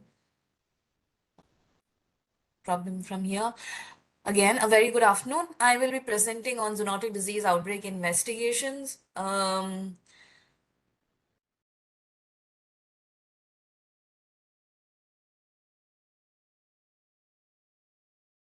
Now, why are we so concerned about zoonotic disease? So basically, people and animals, they share a lot of microorganisms and diseases, and the coexistence of this is natural and it is common and important for our health and well-being. But of the million of the organisms that we have around us, only around 1,400 microorganisms are ones which are potentially able to cause human infections. So, but recently we've been seeing that a lot of new diseases in humans are emerging from changes in the nature or the behavior of microorganisms that were previously commensal microorganisms. So these organisms have been causing diseases when they're coming in contact with animals or a change in the environment or change in the climate and different risk factors like that. Recently, what we've seen is that 60% of the human infections which are happening are from an animal origin. So this is something of concern. Around 75% of these new infections have happened because they have jumped species, like from animals to people. About 80% of these infections not only affect are from pathogens which not only affect animals but have multiple hosts, and mostly uh, very different animal hosts sometimes, and these only sometimes include humans, but the jump has resulted in more infectious diseases among humans. And with the recent pandemic, we have also realized that the direct cost of such diseases is much more than 100 USD billion. So it's very high. Uh, when scientists recently looked into the costs of treating one zoonotic disease, they found that if they were going to be treating every disease individually, the cost would be too high.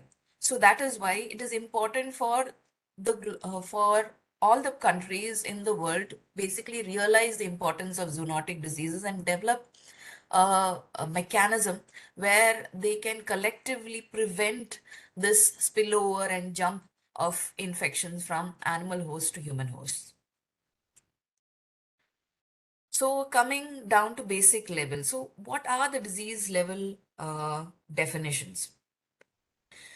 Now, when we look into the different disease levels, you have the endemic diseases, you have the outbreaks, epidemics, and pandemics.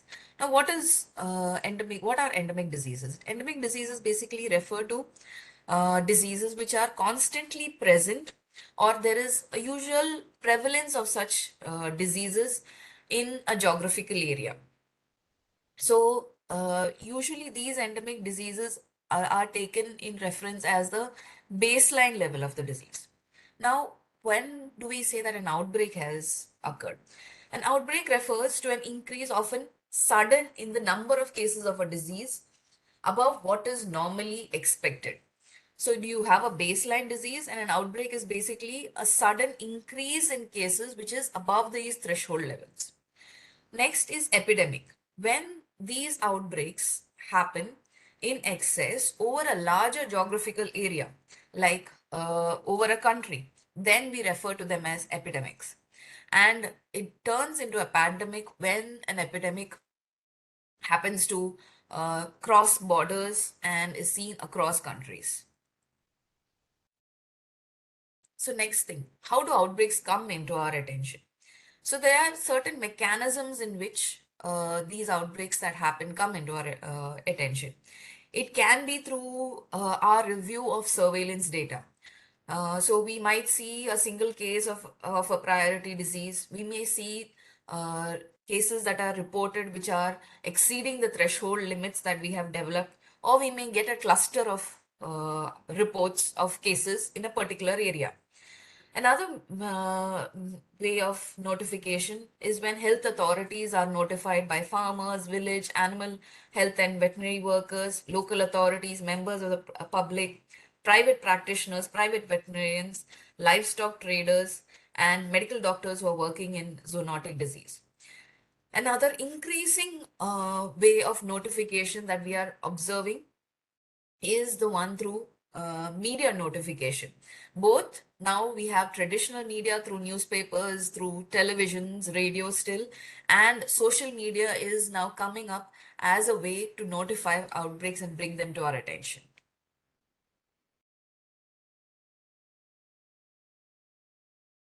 So, why is it that we need to investigate animal outbreaks? Uh, I would keep this broad. Why is it important to investigate any outbreak? So the primary reason for conducting an outbreak investigation is so that we can identify what is the source of the disease. And by identifying this, we also identify what are the ways of transmission of the disease. What are the right control measures that we have to take so as to limit this transmission, and along with this investigation exercise, we also are able to gather information that help us to evaluate what is the present prevention strategies and probably um, develop new strategies that will help us in preventing future outbreaks. So basically, an outbreak investigation is an opportunity that helps us in identifying three key pieces of information. First, how quickly the disease is spreading through a population. Second, the spatial distribution of the disease positive and disease negative cases. Uh, Third is finding out what are the behaviors or characteristics that are more common among the uh, diseased the diseased people or animals as compared to the normal people and animals. So proceeding forward, let's go into what are the steps of an outbreak investigation. So in many texts, you will have 8 steps shown, you'll have 10 steps shown, you'll have 13 steps shown. So this is there is no set number of steps. Different institutions follow different numbers, but the basic gist of the steps of an outbreak investigations are the ones which I have listed here below. These include first, prepare for your field work. Second, confirm the existence of an outbreak. Verify the diagnosis. Construct a case definition. Find the cases systematically and record the information. Perform a descriptive epidemiology. Develop a hypothesis. Evaluate this hypothesis epidemiologically. Reconcile these epidemiological findings with laboratory and environmental studies. Conduct additional studies if it is necessary. Implement control and preventive measures. Initiate or maintain surveillance to see whether these control measures are effective. And finally, to communicate the findings. So I will be going step by step into each of these steps of outbreak investigation.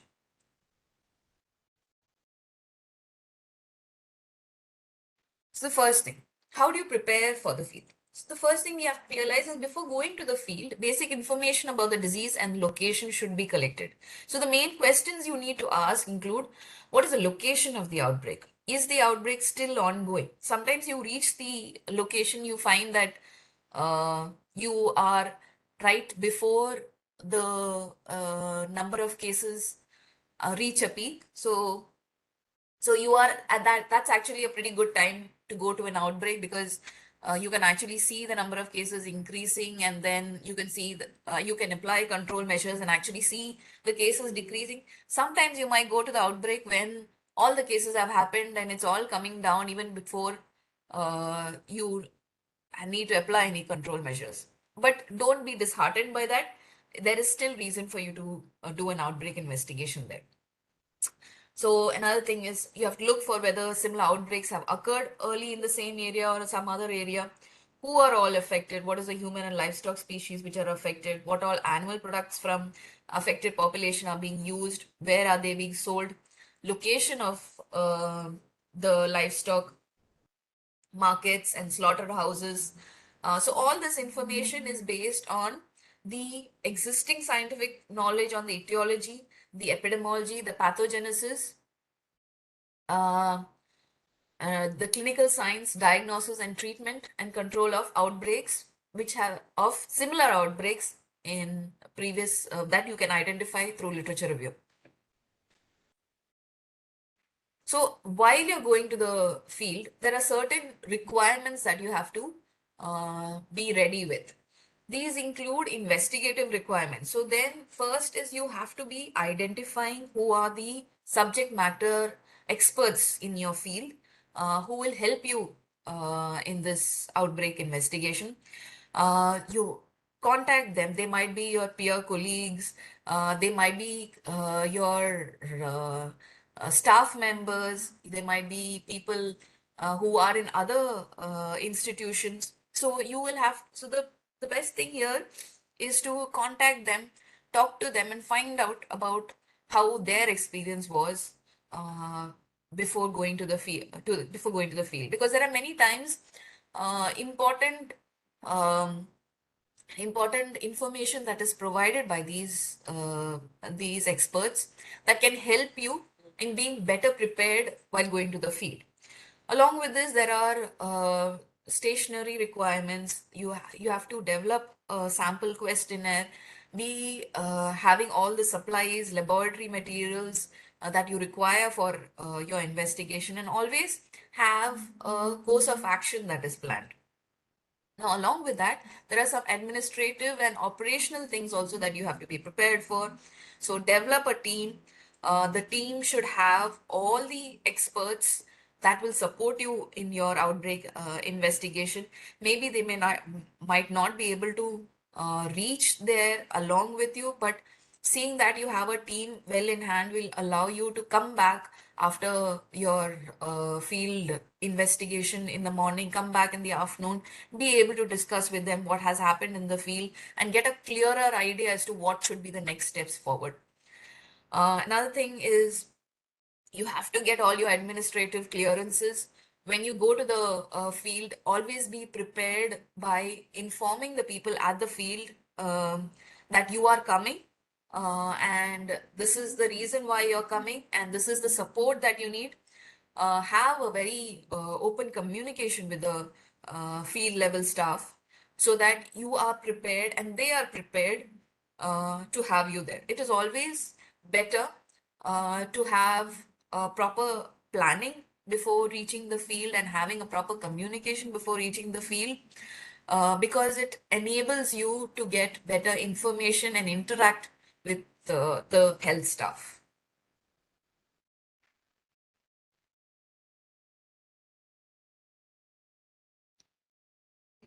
Yeah. So, what are the objectives of a field investigation? Now, the basic objectives are obviously to identify the agent, source, and the mode of the transmission of the infection. We have to identify to what extent the outbreak has affected the people and the animals there. You have to identify what are the exposures and risk factors, and as soon as possible, be able to identify and implement control and prevention measures. Now, next important thing is that how do we confirm that there is actually an existence of an outbreak? So this is a very important step, and for this we will have to look into the information that we get from the disease surveillance data. We will have to look into uh, the information that you get from the laboratories. You will have to look at the information that you get from the local public health agencies at that place that you're going. And you could also be speaking to the authorities there. So when you look at the increase in the number of cases, most important thing we have to identify is to see whether this is really an increase in the number of cases, or is there something else that is happening there. So as I mentioned, you would be having a expected line, as you see in this graph where we show the number of cases by the timeline. You will be having the blue curve below shows the usual or expected number of cases. Sometimes when you go to the location, they might not be having this usual or expected number of cases. What you need to do is look into the previous reports from the previous years, look into the seasonal trends, and look into the information that is available from from that local area. You might not get that information at that local public health agency, but for sure you're going to get, there will be reports which will be there at a higher level, or you could use information from the public health laboratories which are handling handling animal disease surveillance, and there will be information with which you can develop what is the baseline of a particular disease in that location. Now, after you construct the baseline of the disease, you have to look as to whether the current information on the outbreak is actually more than the usual number, or is it something else. Now, a true increase in the disease occurrence you will see in if it is an outbreak, if there is a seasonal pattern, if there is a sudden increase in the size of the population. Okay, so you have to keep all these things in mind. But there's another set of things that you have to remember is that this increase in cases can occur if there is a change in the reporting procedures of a surveillance system. You might have a change in the case definition of a particular disease. So you might see that there's an increase in the number of disease. Maybe there's an increase or an improvement in laboratory testing. Maybe there has been more resources that have been allocated in that area. So there is now a new laboratory facility in that area, and now they're reporting cases. Maybe there is an increased awareness of the disease. So that's why they're reporting cases. A new hospital or a new health center might have been recently constructed in that location. So there is an increased number of diseases. Sometimes there might be diagnostic errors. Sometimes there might be errors in the tests that are conducted or and things like that. So all of these points should be there in your mind when you're confirming the existence of an outbreak, and you have to rule out all of these details before confirming that this is an outbreak. Next thing, we have to go into confirming the diagnosis of the cases. So this requires us to in detail review what are the clinical findings of the cases, send samples for additional laboratory investigations, and the decision to investigate the outbreak also depends on the severity of the illness, the number of cases, the source, the mode or ease of transmission, and its potential to affect other populations, and is there the availability of preventive and control measures.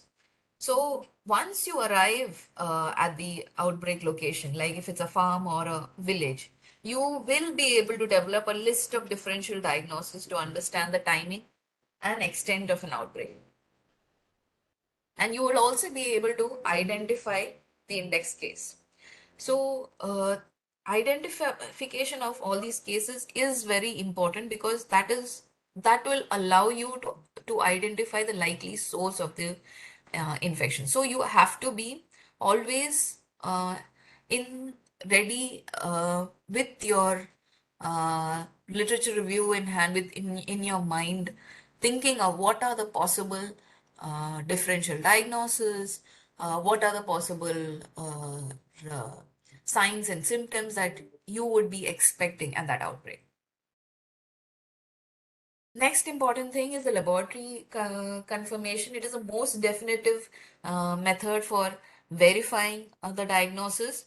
But one important thing we have to remember is that we don't wait for the laboratory diagnosis so as to proceed for the outbreak investigation. It is just part of the outbreak investigation, and we will be collecting samples for laboratory testing and for confirming the diagnosis, determining the strain of the agent which is involved, and it will also provide additional information on the epidemiology of the disease. Here, what you need to consider is what is the type of samples you'll be collecting. How are they going to be stored and transported to the laboratory? Because this is very important, as this can influence the diagnostic value obtained from the samples when they are examined in the laboratory. Now, the next important thing is constructing a case definition. So a case definition is different from, in an outbreak investigation, is different from a surveillance definition. It should be objective, measurable, and practical in a field setting. And it should take into hand the clinical criteria as well as the epidemiological criteria. So this is an example that I have put of a foot and mouth disease outbreak in a particular area. So this is how it was defined. It was defined as the occurrence of a foot and mouth disease in one or more animals on a farm, in a village, or in a group of animals sharing a common area that is at you that will be specific to your outbreak investigation. Maybe it could be a pasture land, maybe it could be a a water source, a slaughterhouse, or a market. And all cases that are occurring within 2 weeks of the previous case are regarded as part of the same outbreak. So, if you look at this case definition, you have the affected population, you have the location, you have the time frame also in this outbreak definition. So, most importantly, why do we need this case definition? So, the reason why we need this case definition is because you are going to a particular location where you have different practitioners who are working, different public health staff. It might be a completely different geographical region, and the endemic levels of disease might be different. So there might be a different way in which the practitioners over there are actually classifying a disease or categorizing the disease. So when you have a standardized case definition, it helps in identifying who is actually the the host that is affected, who is ill at that point of time. So you, and for that particular outbreak.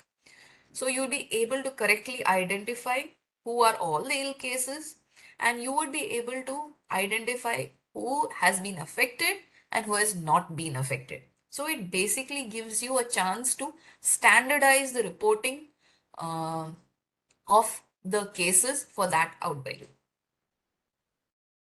Going forward, the next thing is to start an active search for cases.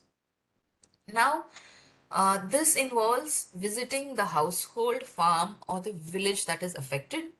And when you go to this household or farm, there are certain details that we have to be collecting about them. First is find about the affected information about the affected population, get the name of the person who is responsible for this affected stock, get information on people who have been affected by the disease, get the location of the household, what is the species of the animals that have been affected, what is the total number of susceptible animals.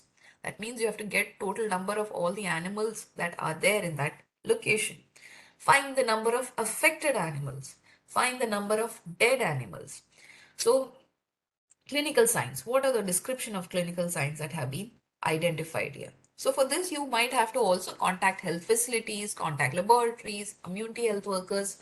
You might have to look into neighboring districts, whether there have been a similar increase in cases in the other districts. You might also have to look into the rumor register or the media information so as to identify such cases. Now, an important part is that while you're going for such investigations, remember that try as much as possible to see that you have two teams for such outbreak investigations, where one team goes into the infected area and the other team goes into those areas that are free of the disease. It sort of helps us in reducing the contamination levels that could be possible during an outbreak investigation. Going next. So, while you're going for this search of cases, you have to record all the information you are going to collect there. Now, for this, either you have to use a standard questionnaire or develop the questionnaire. While you're doing literature review, there are many standard questionnaires which are available from organizations like the WHO, from OIE, and many organizations. Even from you would also get such questionnaires from previous outbreak reports that have been published. So such question, when it's a standard questionnaire, it helps you in developing, in identifying what are the questions which are relevant to your context, and you can use those questions specifically which are relevant to the context, and you don't have to use all the questions. But it helps also in ensuring that you have a consistent information. That is, if you develop such a data collection form, it ensures that consistent data is collected from each and every household that you go to. Once you get the data, the next thing you do is that you make a line list of this information, and this line list would include all the information on the animal and the people who have been affected, what is the type of the animal that was affected, demographic information of the people who are affected, demographic information of the animal, the species, the age, the gender of the animal, clinical information on onset of the disease, and information with regards to the case definition. Were there any risk or preventive factors that were identified? So another important thing of collecting this information is that based on this information, you will be calculating your attack rates. And these attack rates can give you information on what have been the attack rates for different species, different ages within a particular species, different breeds, between the genders of a particular species, etc. So you need to, like, when you're looking into the animal population, you need to see that you are able to identify what is the number of animals who are at risk of the disease. You should categorize this by species and age. You should count the number of affected animals by species and age, which form the morbidity. You should count the number of dead animals by species and age, which form the mortality. Moving forward. So next step is we have to perform the descriptive epidemiology. Now, why are we doing the descriptive epidemiology? Because this is the part which helps us in identifying the important questions in relation to the outbreak investigation. So here the main questions are: what are the species which are affected? What age groups were affected? What are the clinical features? What is the type of illness that we are seeing over here? Second, when? It gives you a information about the time point. When did the outbreak occur? When did the outbreak spread to the other farms? Third, where did the outbreak start? Are there other farms that are affected? Other villages that are affected? Next is who. Who is who is it only animals who are involved? Are there people also involved? So we get information about them. And from these four sections, from these four questions, we can basically develop the descriptive part, the descriptive epidemiology of our investigation. To go further, we ask questions on why and how. So why did the outbreak occur in this particular area tells us what are the risk factors and how did this disease agent come into this farm, actually gives us information on the modes of the transmission. And this is important when we are looking into the analytical epidemiology. So once you get this information, what we do is that we have to summarize information. So all the clinical information we'll be summarizing, which will be in relation to the symptoms, signs, lab findings, outcomes. We'll be summarizing them as tables. The information that we get as time, we'll be presenting that as an epidemic curve. The information that we get regarding the place, we will be presenting it as maps. And the information that we get about the person or the animal, again, we present them as tables where we show relevant demographic information. We give information on the species of the animals that are affected, the age of the animals that are affected, and as much as possible, we will show the numbers of the cases as well as the denominator. The denominator is a very important part that we have to collect so that we get an idea of what is the extent and magnitude of the outbreak. So coming to the separate components of the descriptive epidemiology, we're going to talk about epidemic curves right now. So epidemic curve is actually a frequency histogram which shows the count of new cases of the disease on the vertical axis of the plot, and this is as a function of the time which is seen on the horizontal axis. So epidemic curves are useful because they show the progression of an outbreak. The shape can give us indications about the nature of disease transmission and the likely stage of an outbreak. And there are certain factors which influence the shape of an epidemic curve. It is affected by the incubation period of the disease, the infectivity of the agent, the proportion of susceptible animals or people in the population.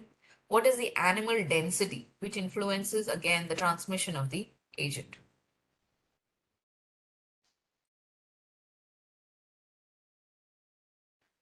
So what can you learn from an epidemic curve? Like how I mentioned before, you will see what is the time course from the point of your investigation. You will see what is the time course of the outbreak. You can see how the pattern of the outbreak is. You can see what is the number of cases. It shows the magnitude of the outbreak. It will tell you what are the outliers in this outbreak. So you might see something which is not in the incubation period that you're expecting it to. So then these outliers actually give you unique information as to maybe there's some other source of this transmission that we are missing out, that we should probably look into. So and it actually brings in the detective part of you to look further on as to where the possible sources could be. It also helps in determining the incubation period or exposure period of the host. Now, here I am just going to show you two epidemic curves. There are four epidemic curves. Actually, here I'm just going to show you two epidemic curves which show the manner of the spread. In the first figure, we can see that all the cases are peaking at one point of time and reducing accordingly. Now, this is most commonly a point source, that is a single exposure outbreak. In case this point source outbreak was in case the source was not at one point of time but was at a continuous level, you would not see this peak.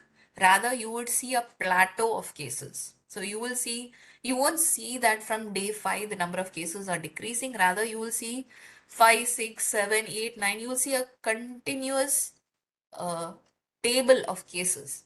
You'll see a plateau like settle that shows that there is a continuing source, and that somewhere that you have to go and identify there and initiate control measures immediately. Now, the second figure shows that you have multiple peaks of a disease. This is more of a propagated epidemic curve. It shows a propagated spread, and this is often because of a secondary transmission of infection. So there might be one source from where the host got affected, and then there is infections that are getting transmitted from that animal to animal or animal to person, and then you have a series of successive peaks that are happening. Usually these peaks are corresponding to a particular incubation period. You can identify it that way.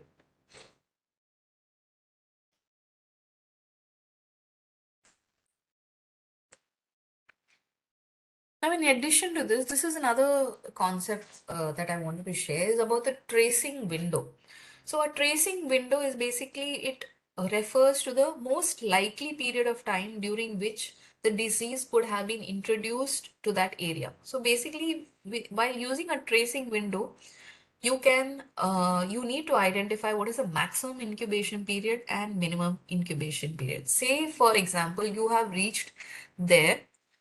This is a diagram which shows what is a construction of a tracing window for source and spread of disease, where they have used a foot and mouth disease infected village. So the day that they went for the investigation was on the 21st of October, and they had started the control measures. So they identified the tracing window for source by first identifying what was the day of onset of the signs, which they identified was on the 12th of October, calculating the maximum and minimum incubation period. They calculated that their source, the cases that had happened from the initial source would have happened somewhere between 29th September to 10th October. So giving a reference period for them to go back and look into the cases. Now, the So after that, what they look is the tracing window for the spread. So this is most likely the period of time during which the diseases may have spread to another area, and this is usually taken from the point of the maximum, the first date in the maximum incubation period till the day of investigation. So this window is prepared so as to guide the investigator in further questioning on finding what is the possible source and finding the spread of the outbreak. So the person will look out in this during this time period, so as to where all the cases could have happened. Coming next to the descriptive epidemiology, where we are looking at the place of the uh, uh, place of the outbreak. So here I'm showing you two maps. One is a sketch of the outbreak area, which is very useful for describing and understanding what is the spatial distribution and timing of disease events. So in this example, uh, this again is a foot and mouth disease example where we identify that farm 1 was the first place where clinical signs was seen. So most probably the index case for outbreak is in farm 1, and by knowing when the disease occurred on each farm, we can also understand how the disease might have been transmitted between the farms.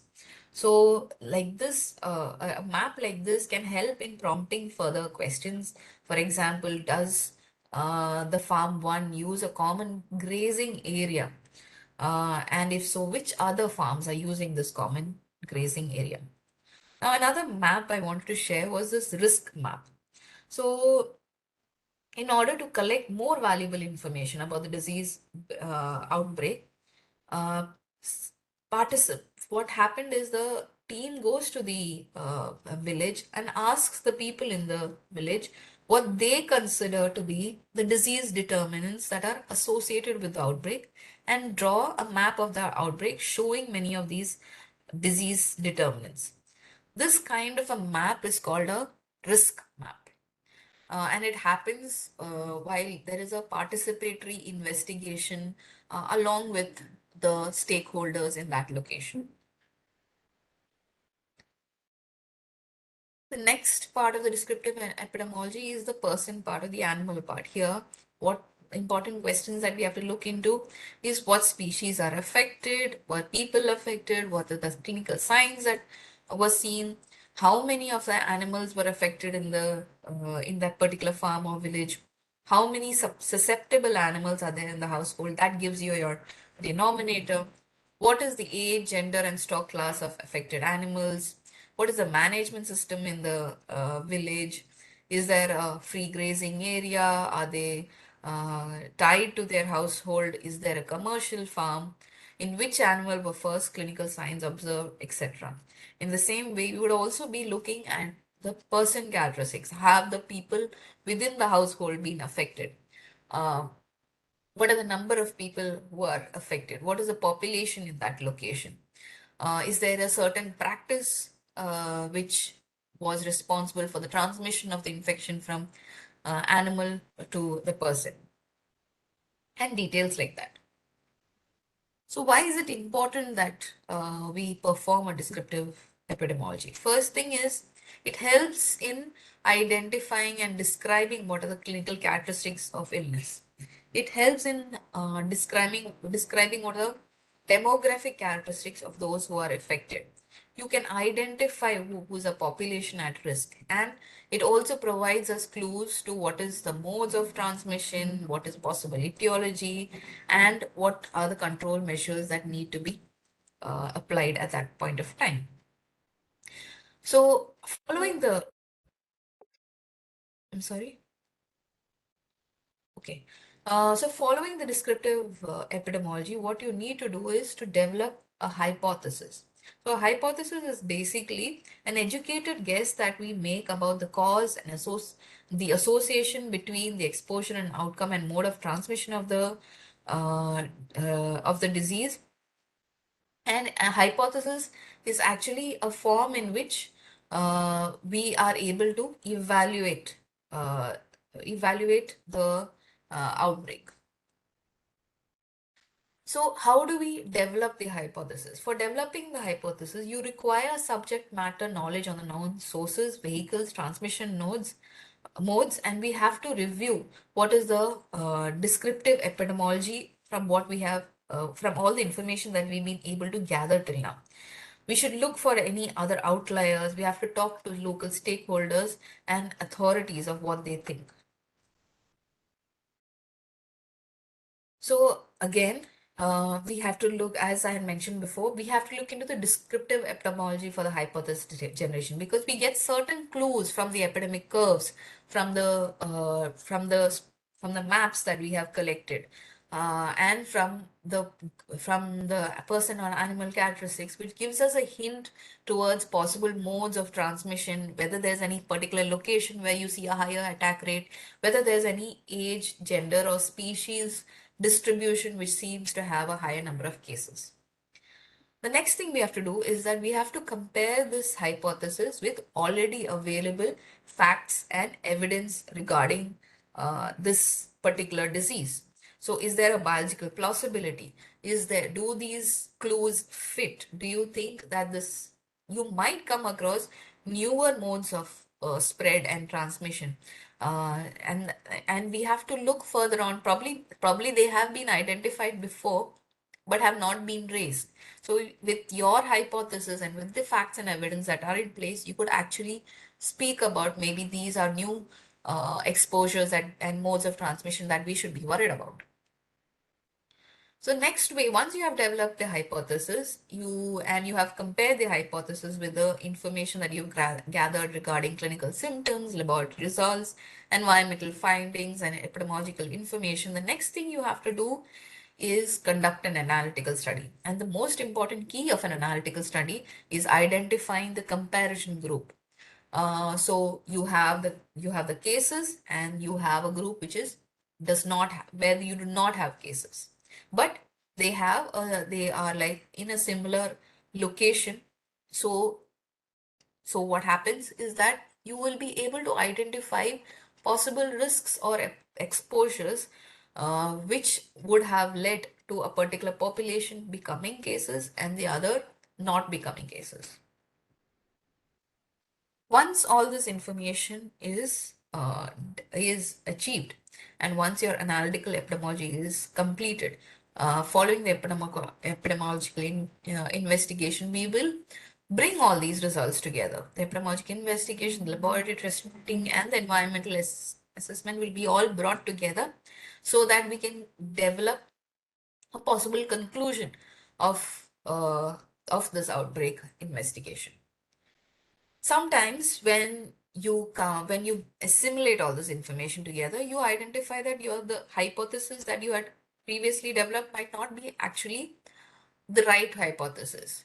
So you might be pushed into developing a new hypothesis. You should not stop yourself from doing it, because there's a very good chance that you might identify something new which was not identified previously. So I would suggest that follow the detective path that you have begun, and look into developing a new hypothesis which is better supported by the laboratory information, and the information that you have received from the environmental assessment. Sometimes your hypothesis which you had developed might be too broad. Maybe you would have to focus on particular specific hypothesis, particular specific risk factors, which would give you more information. So then you can develop a more focused hypothesis, and you can plan on what additional studies you need to be doing for this. Now, the next step is that we have to implement control measures. Sometimes what happens is that the moment you go there, you identify what the disease is, and you might need to initiate the control measures as soon as possible. Sometimes when you go there, the control measures would have already been implemented so as to prevent the risk of transmission.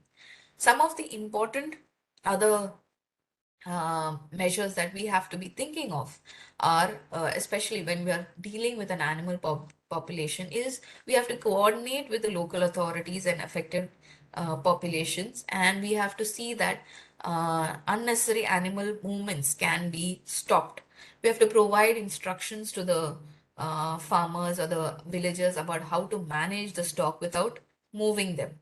Uh, when you're implement Another important thing is that you should not be the one who's contaminating or responsible for transferring contamination from one location to the other. So while you're going to investigate an outbreak, you should leave your vehicles outside. You should ensure that all the equipment that you have used in farms which are contaminated are cleaned. You should change your footwear and clothes and reduce any chance of contamination when you're moving from one location to the other. This was another reason why I had mentioned that you could have two investigation teams, one that goes to a farm that is affected and the one that goes to a farm that is not affected. So once you have implemented control measures, the next thing which is very essential is to initiate a surveillance mechanism that looks into what is the situation after the control measures have been uh, implemented. Are the control measures working? Do you see that there is a decrease in the number of cases, or do you see a continued number of cases?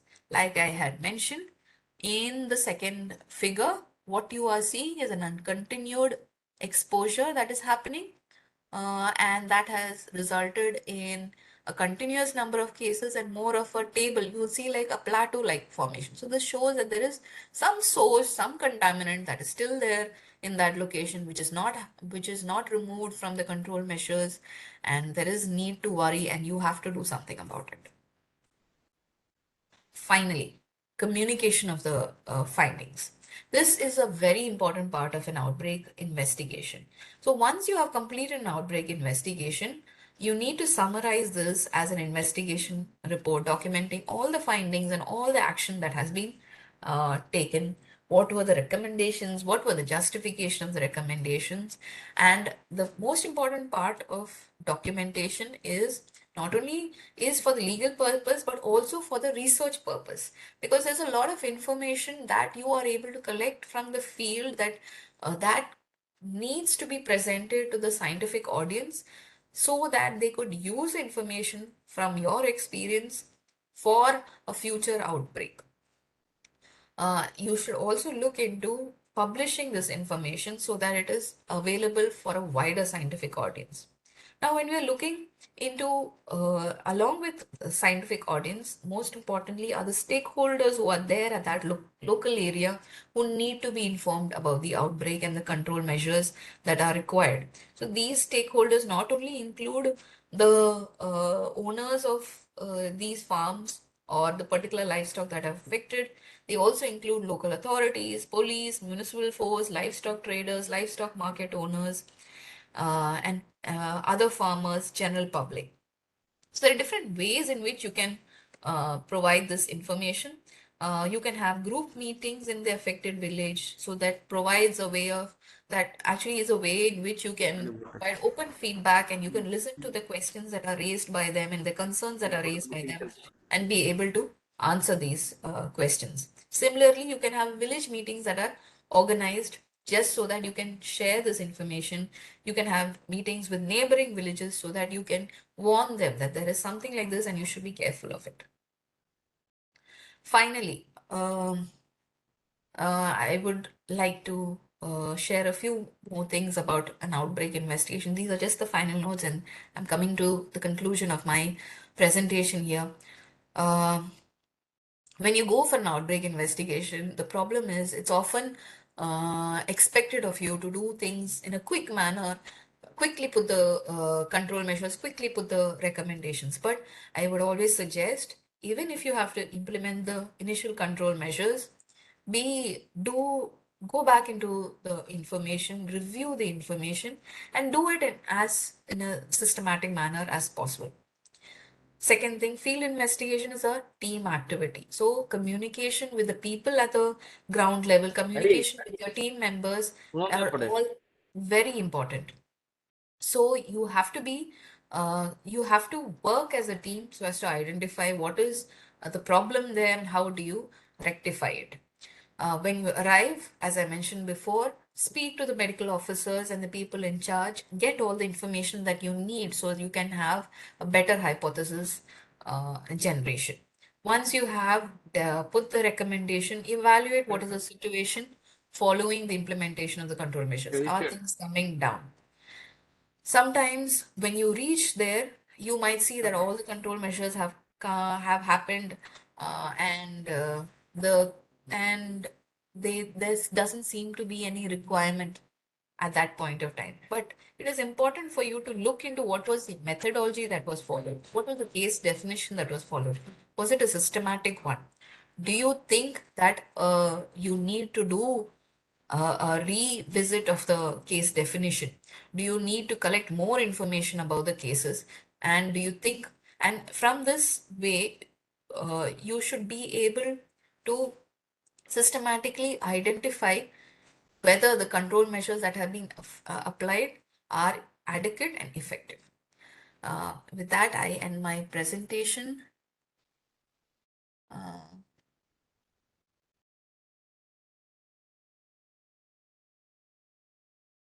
And thank you for your time. Thank you very much, madam, for excellent presentation and information on zoonotic diseases outbreak investigations, uh, One Health approach. Now, I request the audience or the questions from the participants.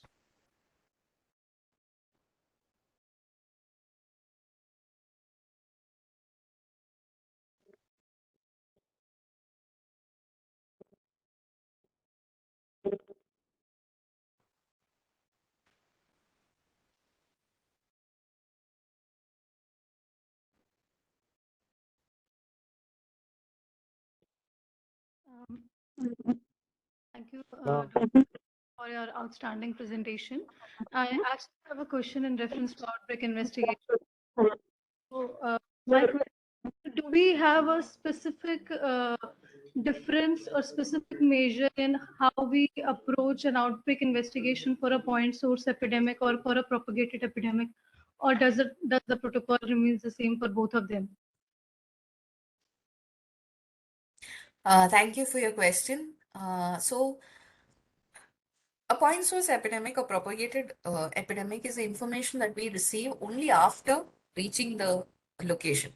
So, you do not have a specific protocol for either epidemics. You have the same protocol that you follow for all outbreak investigation. I'm sorry. I'm sorry, I live next to an ambulance station. So that's what you heard from behind. When you go to the field, once you collect the information, that is when you come to know whether it is a point source or it's a propagated source.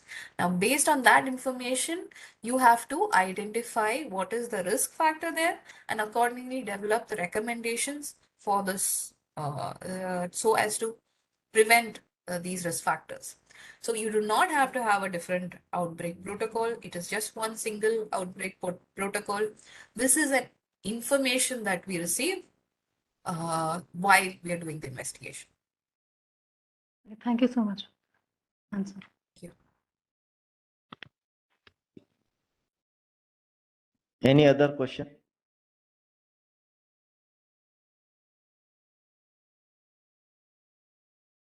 I think no questions. Then once again, thank you very much, madam, for your time. Because in spite of your busy schedule, you have, in a very short period of time, you have accepted our invitation. And also thanks to Dr. Monal Daptarwar, because he has recommended your name, and because you are the right person to deliver the talk on today's the program on World Zoonosis Day. So I request that actually our Dr. Jhende sir, he wants to discuss with you, because we have NAHE project, and under this project we want to do some collaborative work. So after our third speaker, Dr. Kiran Bilegavkar sir lecture, if you have time, please spare your 5-10 minutes for the discussion. So Sure, sir. yeah, Thank you. yeah, thank you very much once again. So Thank you. uh, now today we have the third eminent speaker, Dr. Respected Dr. Kiran Narayan Bhilegavkar sir. He is my teacher, my guide at IVRI, and sir is working as principal scientist and in charge ICR IVRI at Pune. And sir is having a research area in the area of food safety and zoonosis. And sir has the number of publications more than 2 patents, research publications also more than 150 publications at national international levels, more than 75 invited lead papers, and sir has authored 4 books, more than 10 book chapters, then sequences also more than 100. Then sir has guided 9 PhD students and more than 15 MUH students, and international national expert committee, and member as a international commission on microbiological specification for foods, worked as a member and codex committee, and then sir is also presently executive council member in our university. Then members in FSSA Food Safety and Standards Authority of India. Then yeah, and then Bureau of Indian Standards. And sir has received the fellow of IVPHS, then associate fellow of NAS. Sir has received many awards from the universities and deemed universities. Many best poster and articles awards, more than 15 awards. Sir has also received gold medal and Pune gold medals. And editor, sir is the editor of our association journals, IVPHS, and reviewer and referee. So with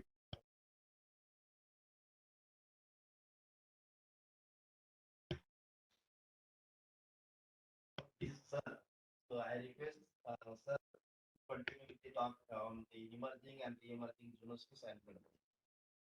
Is it on? Yeah. Yeah. Please. Okay. So thank you. Good afternoon. Now it's the time for lunch. We are nearing the lunch time. So maybe I'll not take much time. And I would like to thank Dr. Jende and entire NAHEP team for giving this opportunity for giving a talk today on World Zoonosis Day. And happy World Zoonosis Day to everyone. This is my topic, emerging and re-emerging zoonotic diseases as well as their control. It's a huge topic, but I'm just going to have higher points of this topic and not going to go into details. Just a very superficial idea about the zoonotic, emerging zoonotic diseases. This is known to you all who are working in VPH division.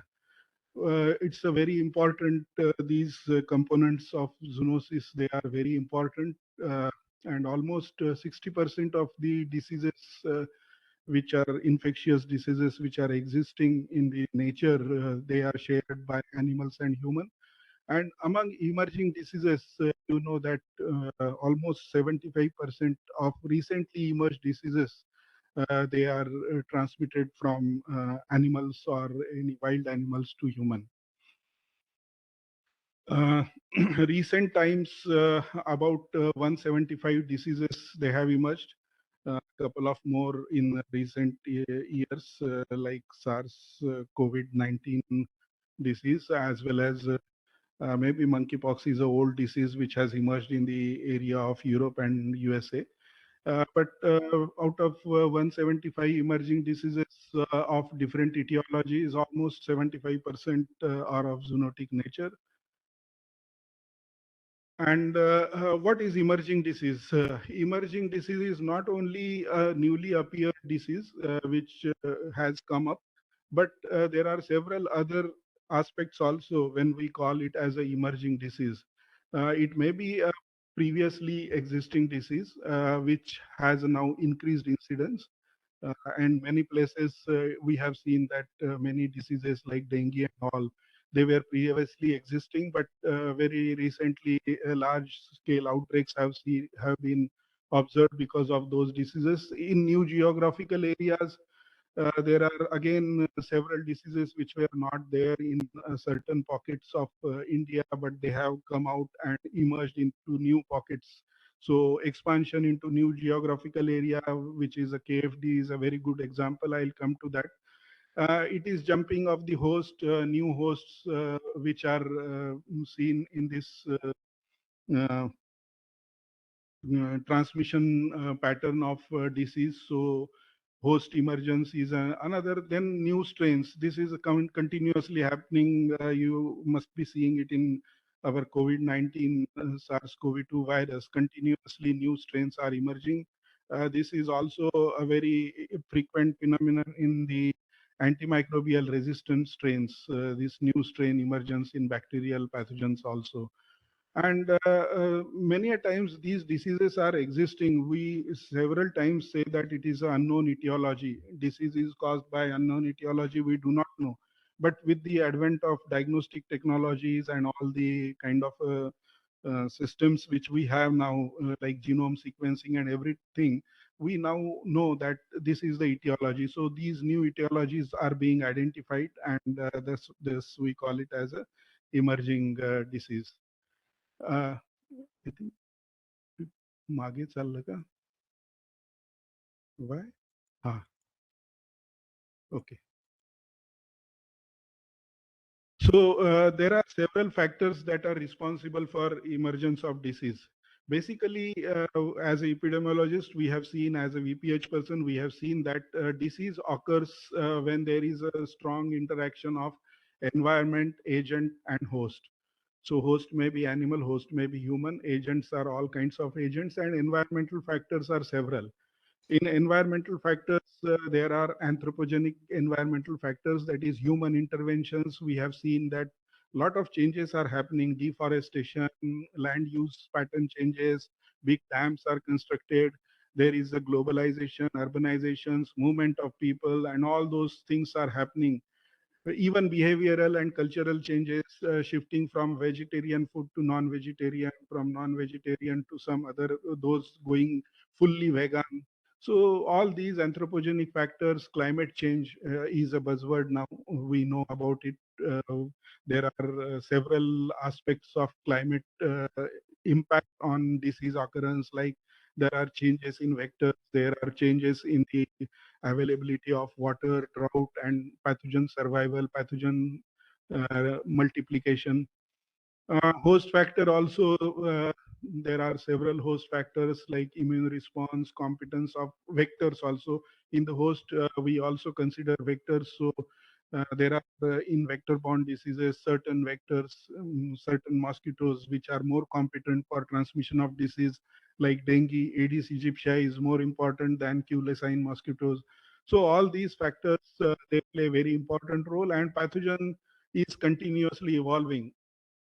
There are mutations, there are gene transfers happening, there is genetic recombination in the nature, and all these virulence factors are being taken up through plasmids in bacteria. They are then left out from the bacteria. So these all factors, latency and persistence, this is very important in case of certain viruses like herpes virus. It's a latent virus, keeps on staying in the host for several years, and then suddenly surfaces out. So all these factors are responsible. I'm not going to go into detail because each factor, if we have to describe, it will take a lot of time.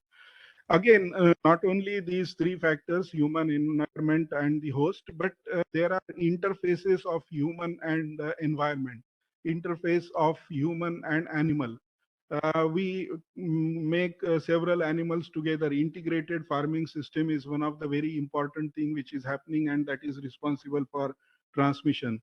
So environment, animal interface, human environment interface, animal human interface, more number of uh, continuous exposure to wild animals and all those things. These are habitat changes, habitat encroachments. So these interfaces, they are also very important, and it's a huge different factors that play a very important role. Uh, Similar complex web of emergence of hazard I have tried to depict here. It's not a complete but partial. You can see here the anthropogenic factors which I was telling you, that is movement of product, animals, birds. Again, there are several sub-factors which are responsible for all these things. So it's a very, very complex thing. Similarly, environmental pressure, there are again sub-factors, antibiotics, processing changes, and all those things. And again, they have several interactions with changes in production system, changes in the interface between the host. So it's a very complex cycle, and uh, a lot of factors they have to be taken care. This is just an example how the diseases emerge. The first stage is usually in the animals. They remain in the animals only, animal to animal. Then it starts from wild animal, it comes to certain domestic animals, and then from there human. So only in animals is a second stage, and then frequently between animals, and from animals to human it starts moving, and then human to human transmission takes place very rapidly, and after maybe 100, 200, 300 years it gets settled. This is one of the examples of HIV, which probably might have emerged from some monkeys, and then it gets settled now in human. Now it is only human to human cycle which is going on. So different stages, pathogens are at different stages in the evolution. uh, Transmission happens in different ways. We know it.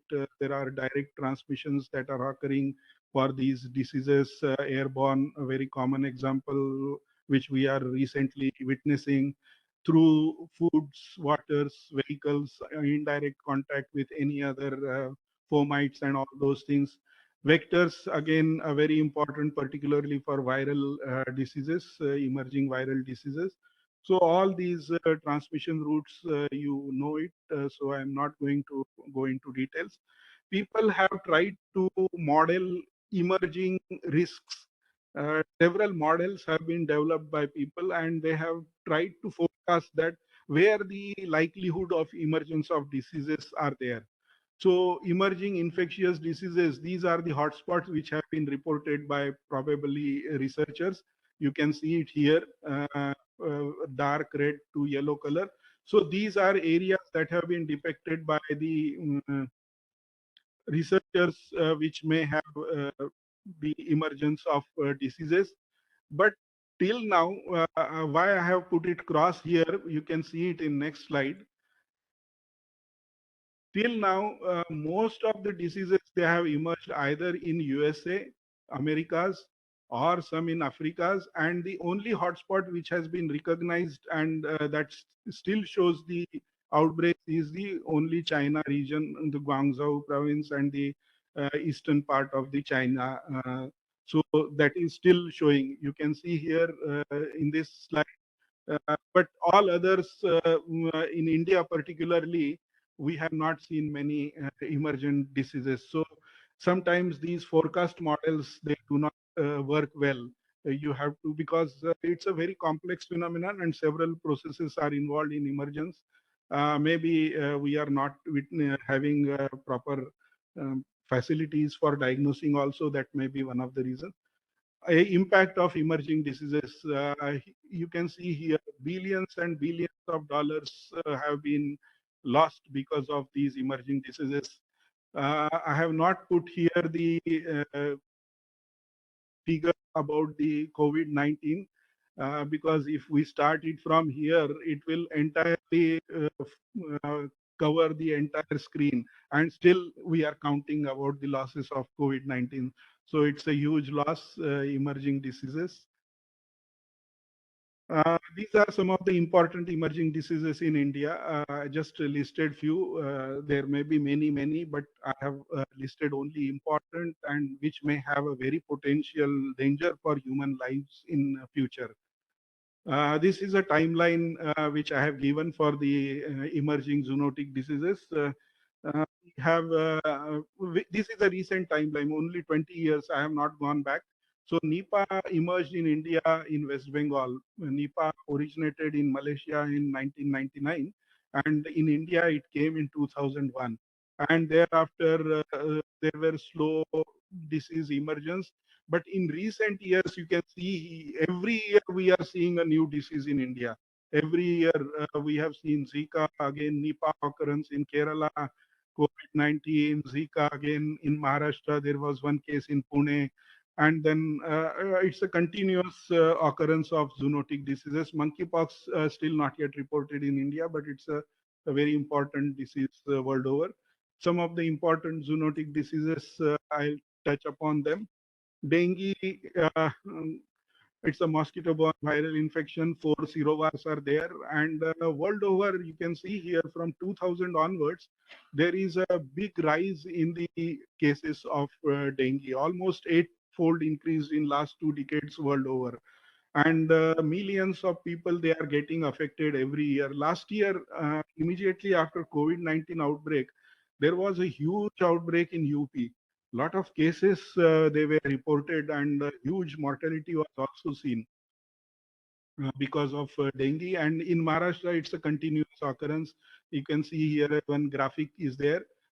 In 2020, cases dropped down. Probably we were all locked down inside. There was no mosquito breeding sites available and all those things, precautions. But again, it jumped in next year in 2021. It jumped twice or more than twice.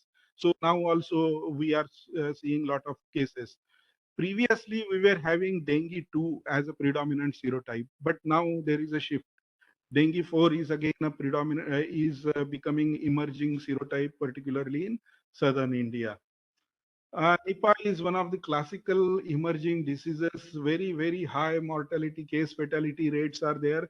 Many routes of transmission are there. It's a classical disease with many routes of transmission, also associated with food system, direct transmission, nosocomial transmission, all kinds of transmission routes are there. And fruit bats, they are reservoirs. Emerged in Malaysia. I was telling you about the factors. Here are the classical factors. There was an intensification of farming system. The pig farms became large and big pig farm commercial. So to make them big, they went into the areas which were habited by the fruit bats. So big farms were constructed in the habitats of fruit bats. They planted fruit trees around that for feeding of pigs. And then bats came, they ate the fruits, half-eaten fruits, they dropped down, pigs consumed them, and then disease transmitted to pigs. And then from pigs, it slowly, the pig workers, then from there it went to slaughterhouse, and then it started spreading. So it's a very classical example. A huge amount of pigs were, 20 lakh pigs were culled during that period. Another classical route, again, it's a Bangladesh case story, and veterinarians, they were responsible for investigation. It's a very classical story. Raw palm sap, nira, what we call, like nira, that kind of a drink. Uh, there were case control studies which indicated that probably those who have consumed raw palm sap, they had this disease, and those they did not have this disease. So how to investigate? So what they did, infrared cameras were set up where they collect these palm sap. You can see here, these are the matkas where they collect palm sap. They put up the infrared cameras because bats are nocturnal animals. So at night time, they saw that bats are coming and eating, they are drinking this sap. While drinking, they are contaminating this raw palm sap, and then those who are drinking the palm sap, they got infected, and they showed the symptoms. So again, a foodborne confirmation came through this slide. In Kerala, you have seen in 2018 a very, very high case fatality. A couple of people only survived. A majority they died, and still we do not know source how it came into. But again, a fruit was also considered. Half-eaten fruit was considered. So there was a huge buzz, and then all the Gulf countries they banned Indian fruits. So fruit eating was stopped almost in India a couple of years back, and there was a lot of problem. There was a 40 days ban, and daily we used to export almost 150 tons, but everything stopped, and millions of dollars loss happened for India because of this. Last year also there was a case. Fortunately, it limited to only one case, and then immediately control measures were taken. A very interesting thing related to Maharashtra. This was investigation paper came last year. In Mahabaleshwar and adjoining area, they have seen these two types of bats. They screened it, and they have reported possible Nipah virus infection RNA was detected here. So maybe there is a imminent danger. We do not know. Nobody is investigating it. And if we go and see, we can have such a investigation. Avian influenza, very well known, emerged in Maharashtra in 2006. A lot of birds died last year also. There were deaths because of avian influenza. This is a typical, very, I would say, alarming sign. This is from the report of Emergency Center for Transboundary Animal Disease, ICTAD, that is a FAO center. This is published in 28th June 2022. It's a weekly bulletin which comes of FAO. Recently, unprecedented outbreak of avian influenza is occurring in world. Last January till June, it's a huge thousands and thousands and thousands birds are dying because of this. This was the year of before that, that is October 2020 to 30th September 2020. One, this was the world report of avian influenza. You can see here, and now this year you can see it's a huge entire USA. There are huge outbreaks in wild birds here. Many places in African countries also, many places outbreaks are happening.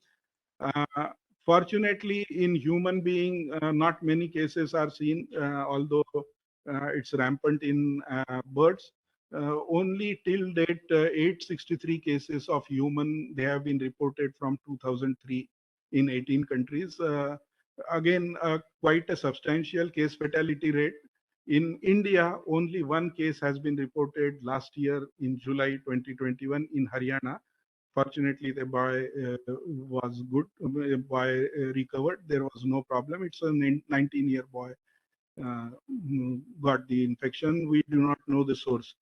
KFD, again, a very important disease, particularly in relation to Konkan region of Maharashtra. Previously, it was restricted to this Shimoga and Chikmagalur, this tri-junction forest of Karnataka, Andhra, and Kerala tri-junction forest. But later on, it is expanding the boundaries. It has also been reported from several other areas.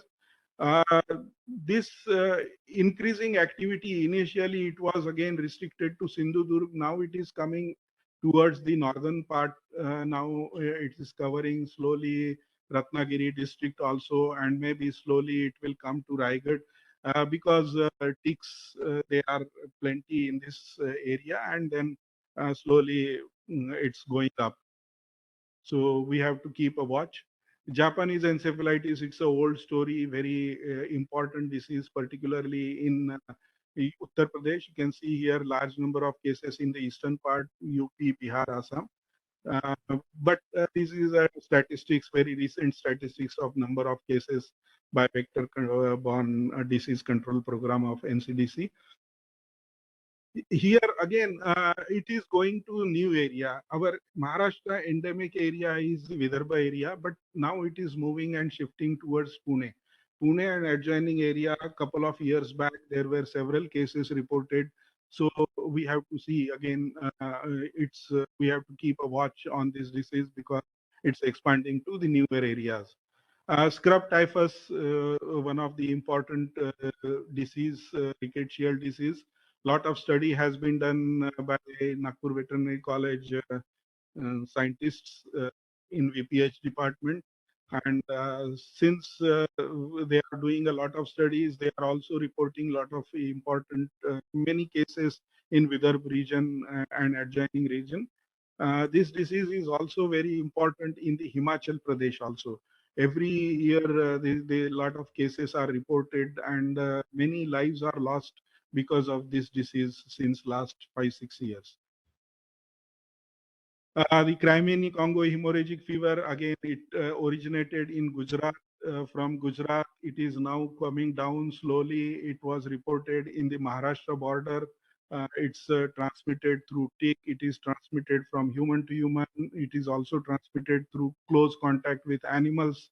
So all domestic animals, they can harbor this disease, and we can see there are a lot of migrations happening of Gir cattle from the northern Gujarat region to Maharashtra, and they also carry the ticks along with them, and therefore there are chances that this disease is soon going to hit the Maharashtra or the southern part because of migration of ticks as animals. Uh, Zika virus, only one report in Maharashtra, although it has been reported from Gujarat and Rajasthan in 2018, 17, 18, but only one report from Pune and adjoining. I would not talk details about COVID. We all know these are the latest figures. But a very interesting thing, although it's a human disease, a large number of animals they are affected. This is a OIE report of a number of animals that have been affected. There are till date reported outbreaks to OIE are 676 in 36 countries, and 23 different animal species they have been affected because of this COVID-19.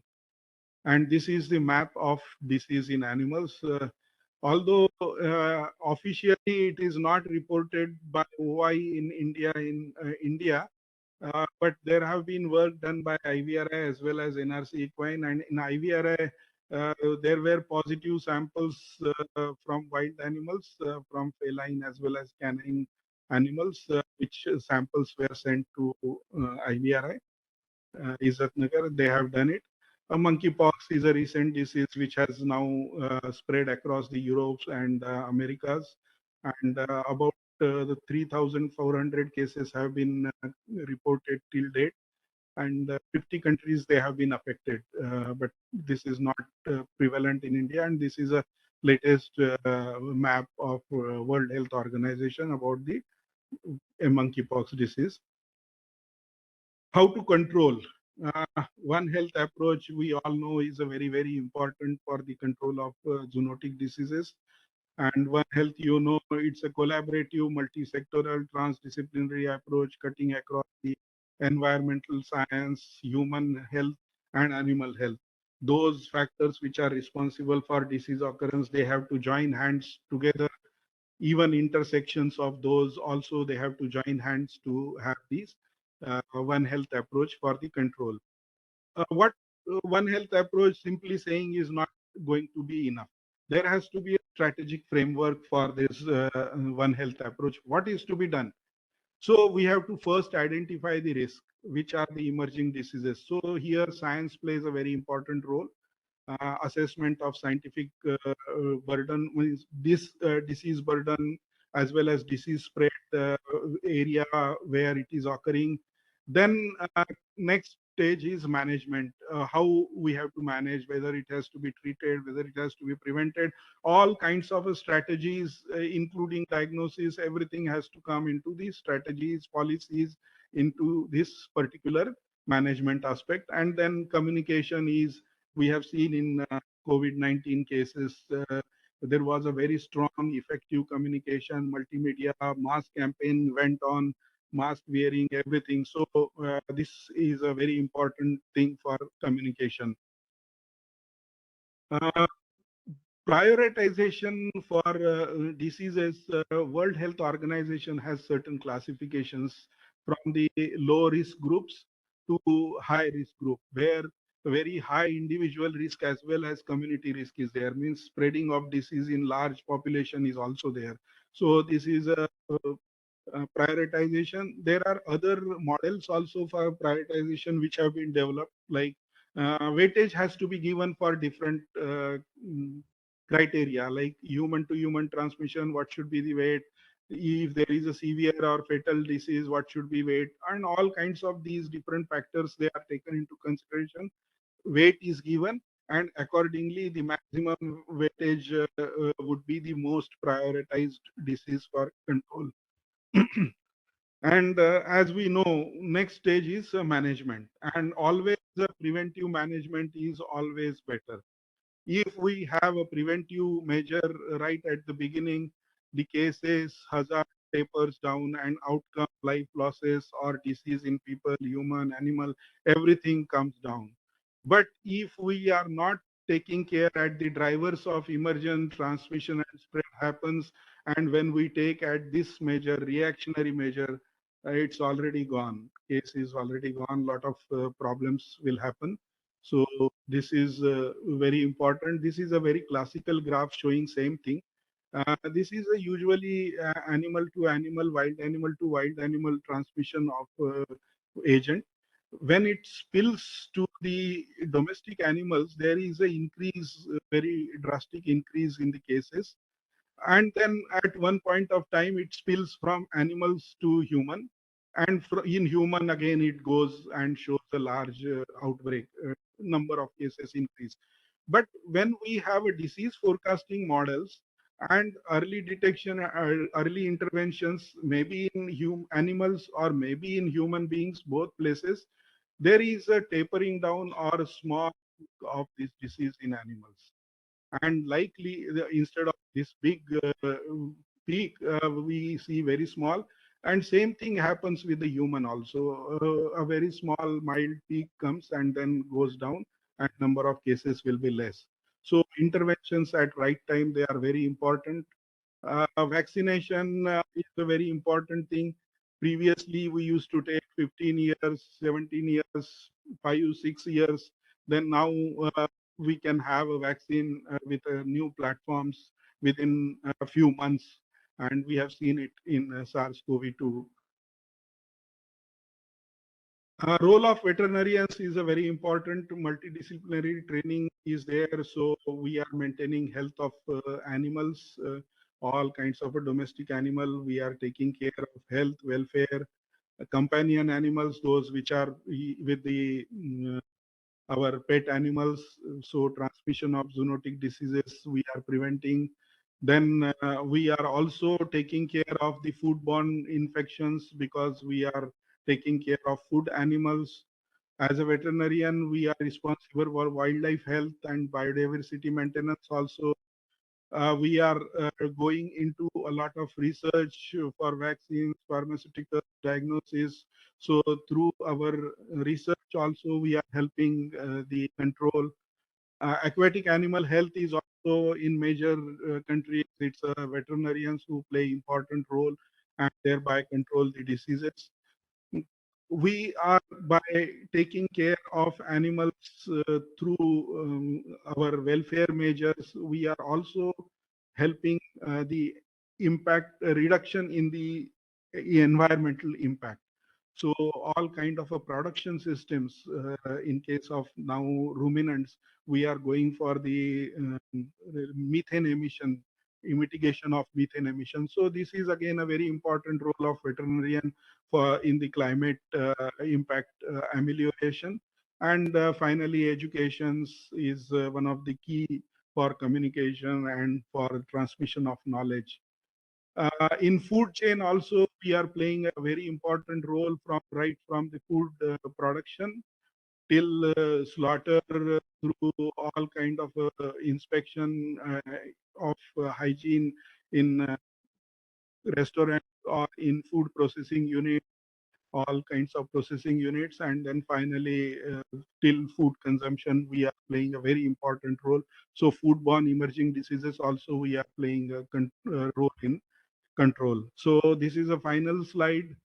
As we have seen, there are several disciplines in human health, in environmental health, in animal health. These are different disciplines, different sciences, even human environment interface, human animal interface. We need a very strong collaboration for all the control of emerging diseases. So thank you. Thank you very much. Yeah. Thank you very much, sir, for your excellent presentation, and your definitely it's a very inspirational speech, and many things you have covered, including the emerging, re-emerging zoonosis and One Health approach for the prevention and control of these zoonotic diseases. Very latest and informative information. Now, from the audience, if questions are there, please.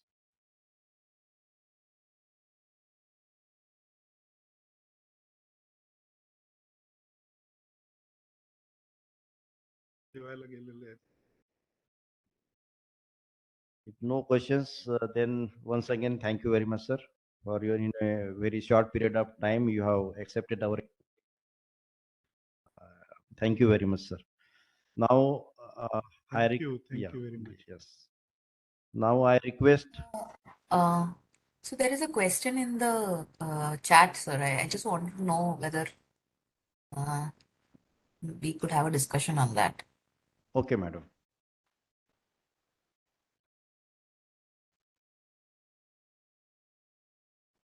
Should I go ahead? Yeah, please. Okay, sir. So there's a question from Monal to everyone. Can we say a disease does not exist in our country when we don't have a system to routinely screen animal diseases from our population? Yes. So, if I was to answer that, I would share that I don't think. You repeat the question, madam. Once again, you read. Okay, can I? Okay.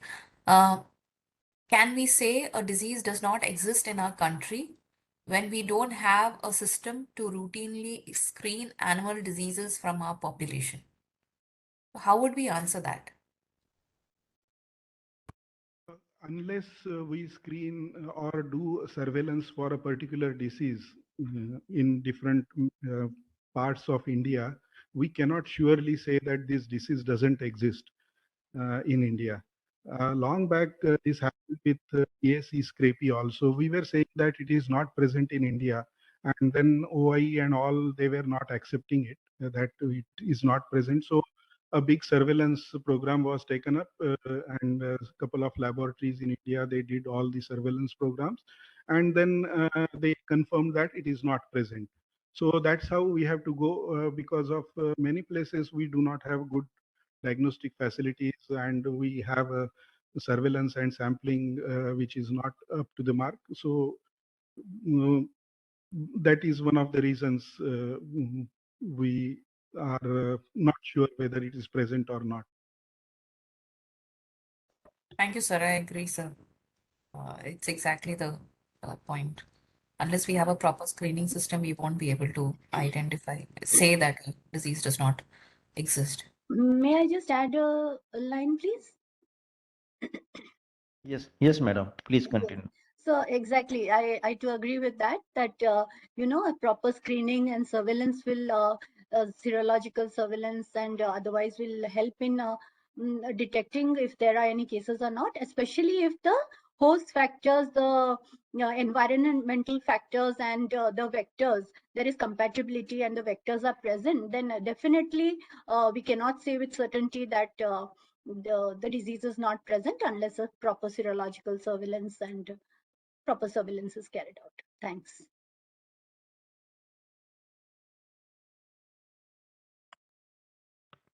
Yeah. Okay. If no questions, then I invite Dr. Rajashree Patil Gandage Madam, Professor and Head Department of Veterinary Microbiology and co-PI of this NAYA project to propose the vote of thanks. Madam, please. Thank you, Dr. Vaidya. Good afternoon, all. It's my privilege to propose vote of thanks for today's function.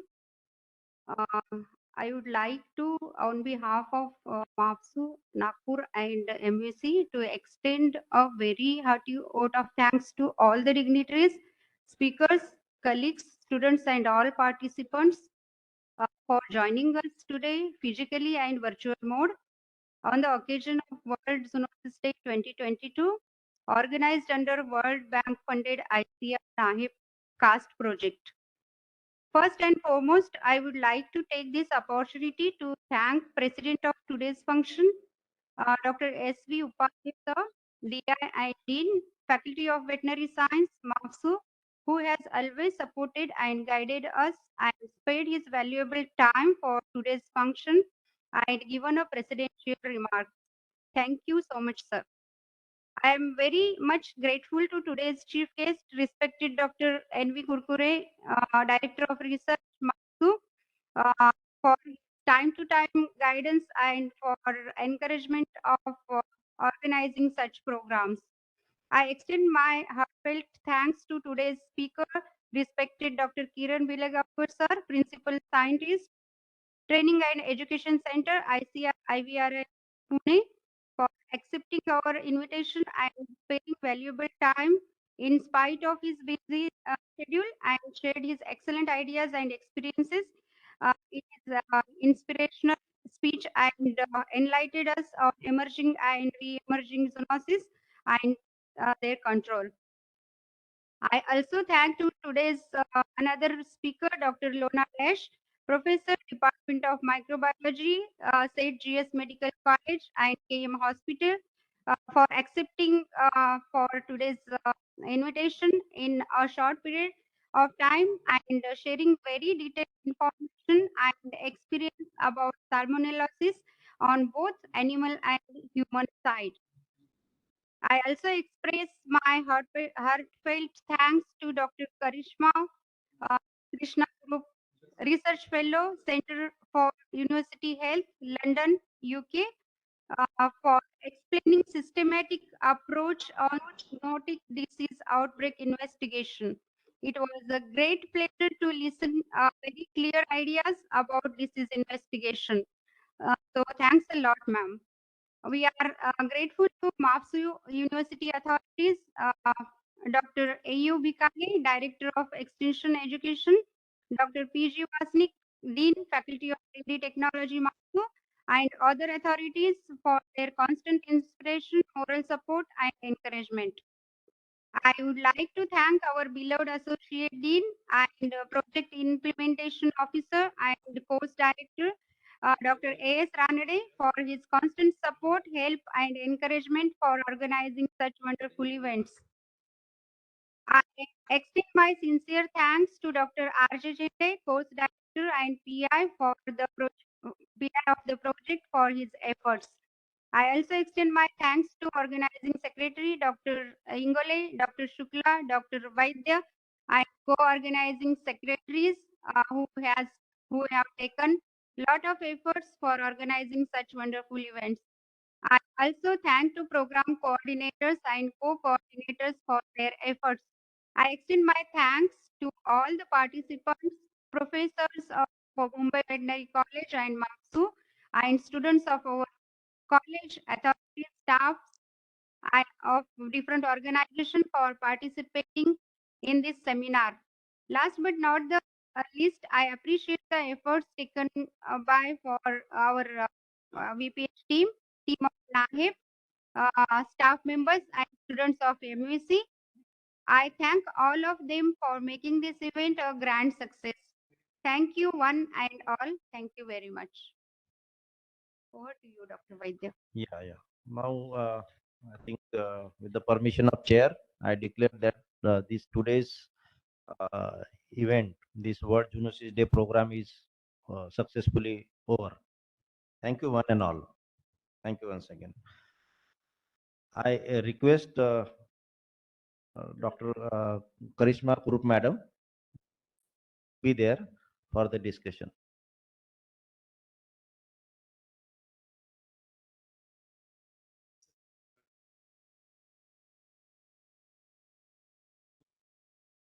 नाही गेल्या गेल्या गेल्या just left.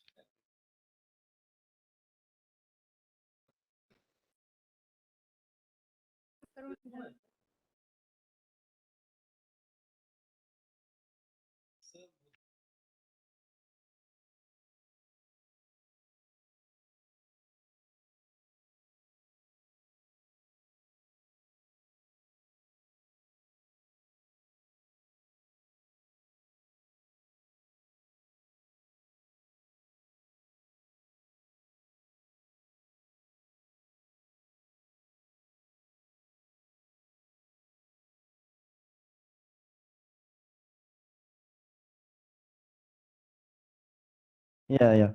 Now other participants, they can leave.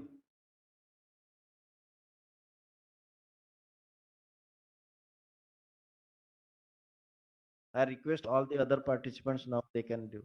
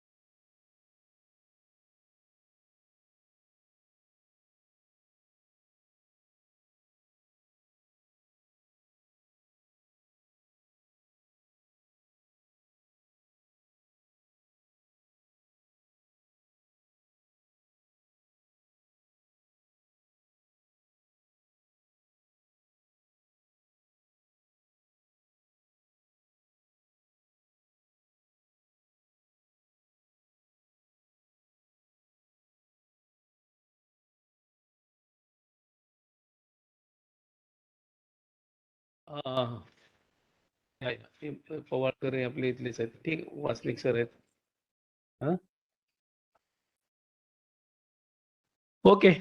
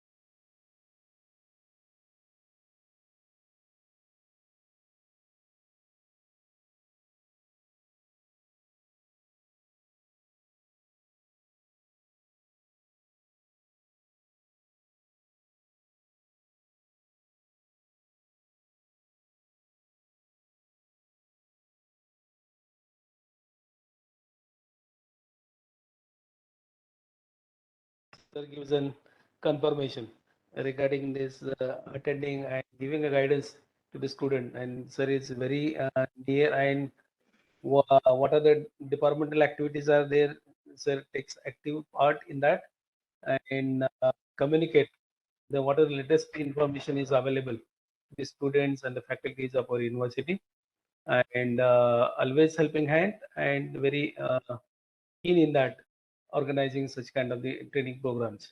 So on behalf of our department and NAHEP project, So I welcome sir. अरे क्या है?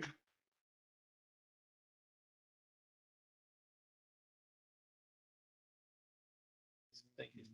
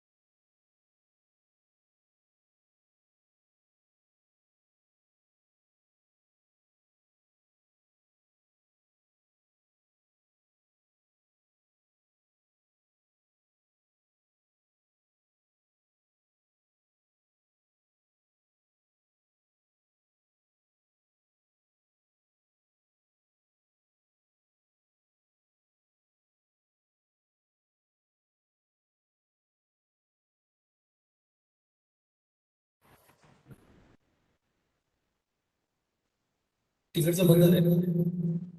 या madam M I Audible तिकडचं बंद करू नका. One second.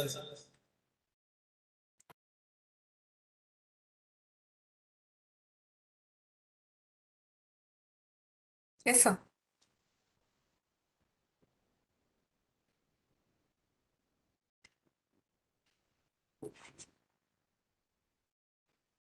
मॅडम पडे सर बसा बसून सर तुम्ही बसा ना. तू बस सर तुम्ही पण या ना.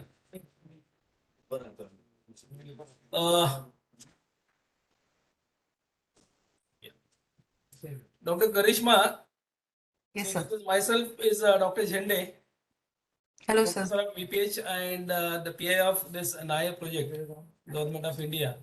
And this is my team in project. Dr. Ingole, raise your hand. Dr. Ingole is a co-PI and also the Professor of Veterinary Physiology. Dr. Vaidya, Dr. Vaidya, you know, is assistant professor and is also the co-PI of our department. And Dr. Gaikwad is the professor and head of Department of Veterinary Medicine and also the co-PI in this. And Dr. Disaka. And Dr. Rajeshri Patil. Hello, ma'am. She's a professor and head of the Department of Microbiology. So we have all these professors in this program, and the project is a World Bank funded project, the National Agricultural Higher Education Project. So in this project, what are the faculties, academic officers like assistant professor, associate, and professor and above, and students of PG and post PhD students. So these people we have to train them for excellence in their competence. Okay, they can compete globally in their respective field. Okay, so for that purpose, that's we have received the grants from the World Bank through the ICAR, that is Indian Council of Agriculture Research, Government of India, to our university. This university is the largest university in our country.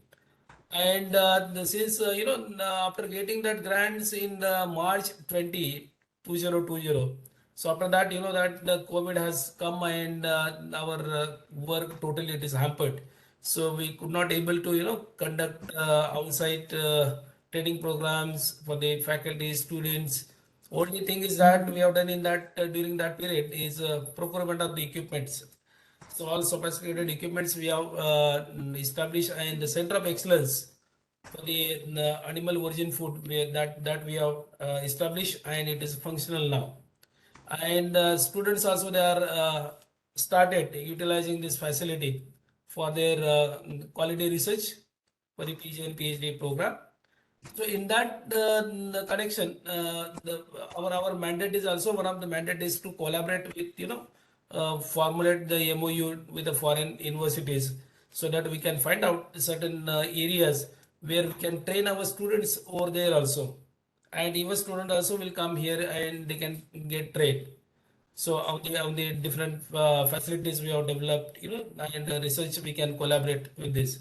So what we thought during your once we have invited you for this training program, that why could not we can get an MOU with your institute also, and develop certain areas where we can both the institute they can collaboratively work the research, or also we can train our faculties over there and students also in that cases. So this was a proposal from our side. So how could you help you out in areas, research areas or some training areas, make a hands-on training? So can you just elaborate from your side? Okay, sir. So, sir, I have a good idea of the training because previously I was in NCDC. I was a part of the CDC team there, and I was training for Epidemic Intelligence Service. This field epidemiology, I was training over there. So I have an idea of the trainings that are happening, and I'm very and this is a well-reputed university. Your university is a well-reputed one with a lot of work that is going on. So actually, sir, I am working in a policy think tank. So it's not a university. Mm-hmm.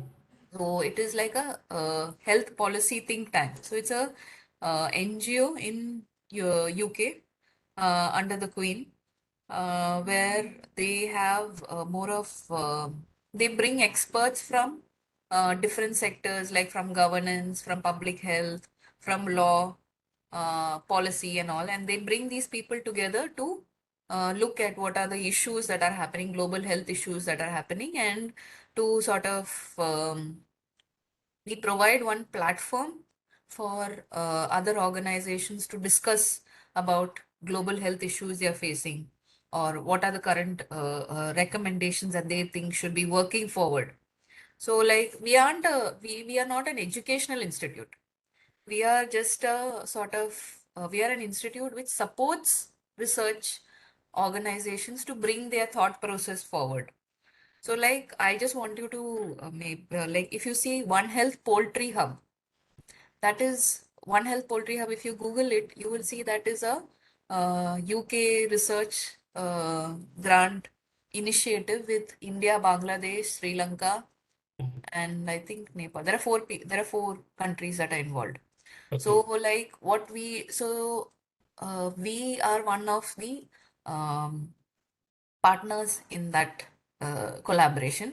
So what we do is at these locations they have research that is happening on avian influenza and one health issues and things like that. So we sort of support them in so we once these grants once there's a collaboration of organizations and there's a grant received for it, we support them in having a platform where they can discuss all their field evidence and what is the need for converting this field in evidence and research into policy.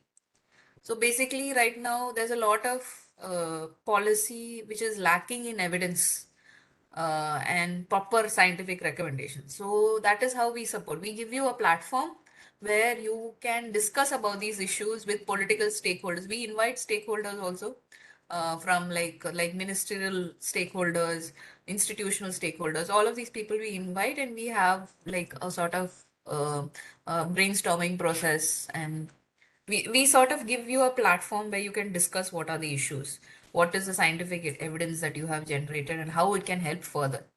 So we don't have like an institutional like training institution that has been developed here for Chatham House. I have previously been a part of training um, frontline workers for certain projects. Like there is a project called the Pandora project. The Pandora project is a Pandora ID Net. That is what it's called. Like if you check on the Google, that is like a grant which was given by the European Commission to the African countries, so as to train the frontline health workers.